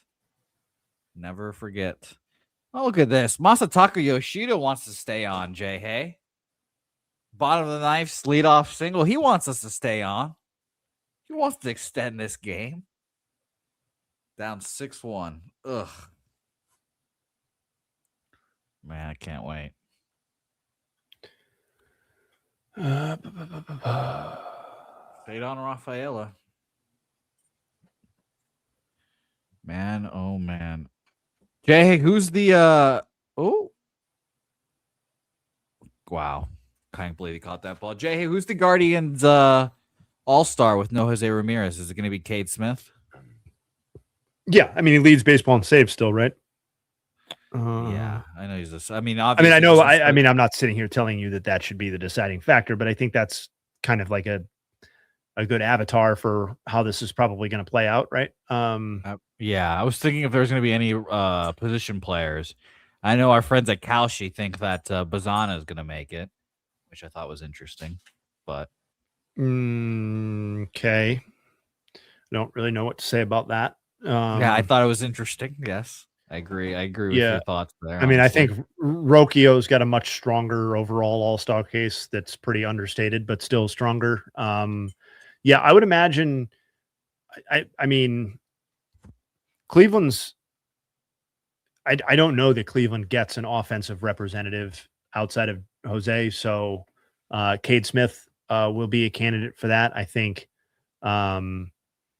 I mean, he has to. He basically has to be in the AL bullpen.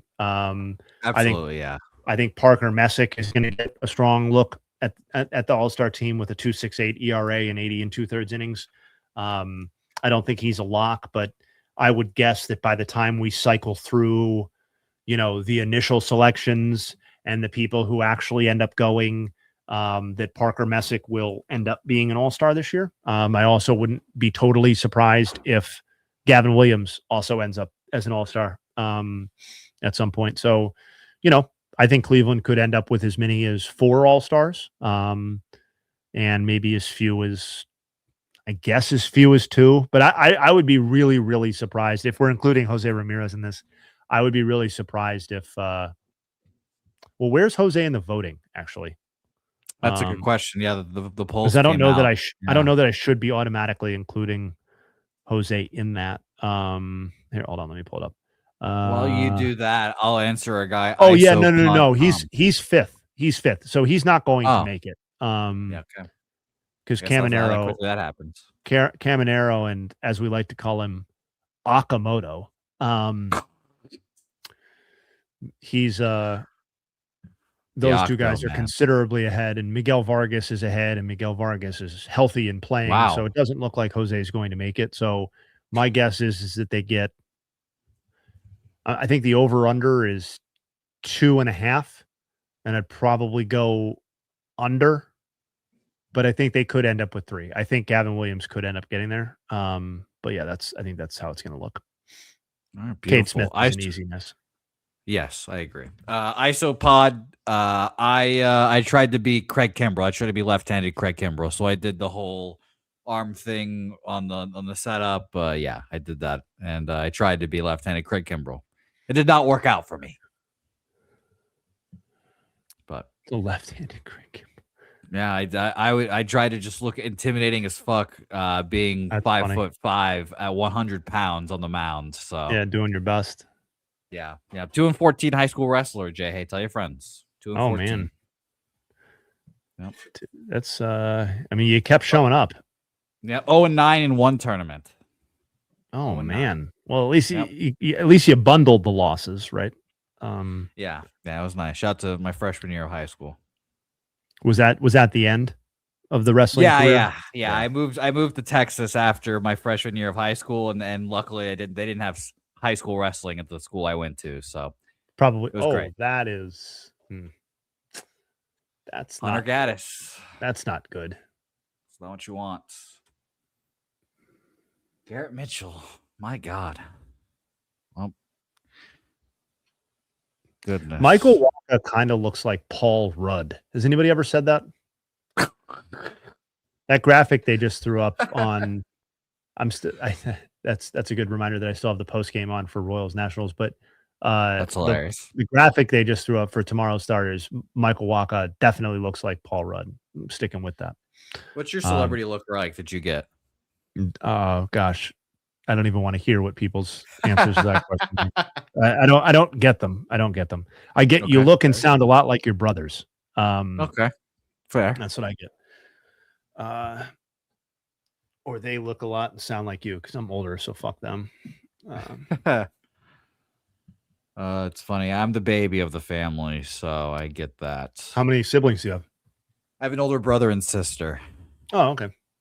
Yeah, my older sister is I was gonna call her a gold digger, but I guess she's not. But she's just a stay-at-home wife, and she just is an attractive woman that dates an older man that has a lot of money. So I respect it. I love and respect it. Oh man, I thought you were saying you wanted to call her a gold digger just because you want to take a dig at your sister, but it sounds like actually she might kind of be a gold digger, which is kind of funny. Maybe something we could. I'm jealous. Me and my brother are eternally jealous because she doesn't. That do you're shit, not an and she attractive just- woman. Yeah. Shout out to my hot sister, and then Wow. my brother is. Yeah. I mean, maybe we call could it like you see it. Maybe we could get this lady on the pod, juice our numbers a little bit. Or the stream. We don't need her on the pod. We don't need the audio. No, you're right. No, you're right. And she's an interesting lady. I'll tell you that. Emmy Award winner because of me. Who said Matthew McConaughey? What is Matthew McConaughey in reference to? Because don't even tell me that. Come on. I'm going to put versatility on the payroll here if we get a few more of those answers. That's funny. Good on you. I hope you're laughing. I forgot we could pop those on the thing. That's the one we're gonna pop. That's beautiful. Is this fucking game over yet? Yes, it is. Okay. Yeah, it's ugly. And by the way, Aaron Ashby about to get his 10th win of the season. Apparently, that's fucking insane. Yeah, don't let. Oh, that is insane. Actually, that I'm gonna look that up later. That's gonna be a good one. Don't let Dallas get word of your sister. Probably going to be too late on that, honestly. But that's all right. Yeah. I mean, wait. What are you going to do, Jay? Hey, you have an attractive sister. You just have to wear it. I guess you do. Do. Shout out to you for not only wearing it, but really, kind of promoting it now at this point. You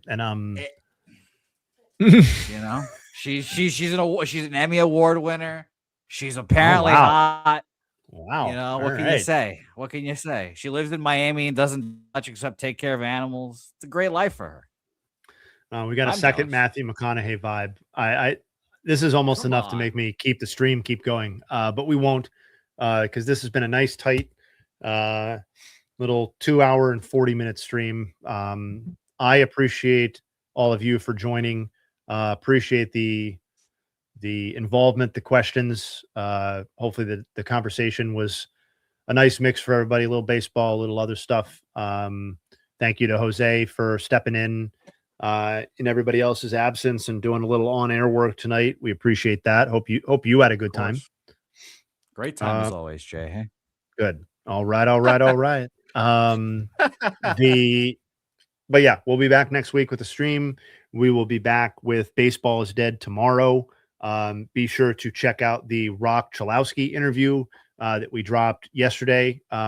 This is could be number one. Could be 1-1. Yeah, we've been leaning into the college baseball potential high draftees lately. Shout out to Peggy for getting these people for us. But we had Rock earlier this week. Please be sure to check that out on the YouTube. The audio is available on the podcast. It is a standalone YouTube video if you want to watch the video side. We also had Von Lackey on. I didn't mean to say Von Lackey on last week. Another potential number one overall pick So that interview was also great. Check that out. That's also on the YouTube page. I think I can spoil it and say we've got Jackson Flora coming up next week, who could be the highest drafted pitcher.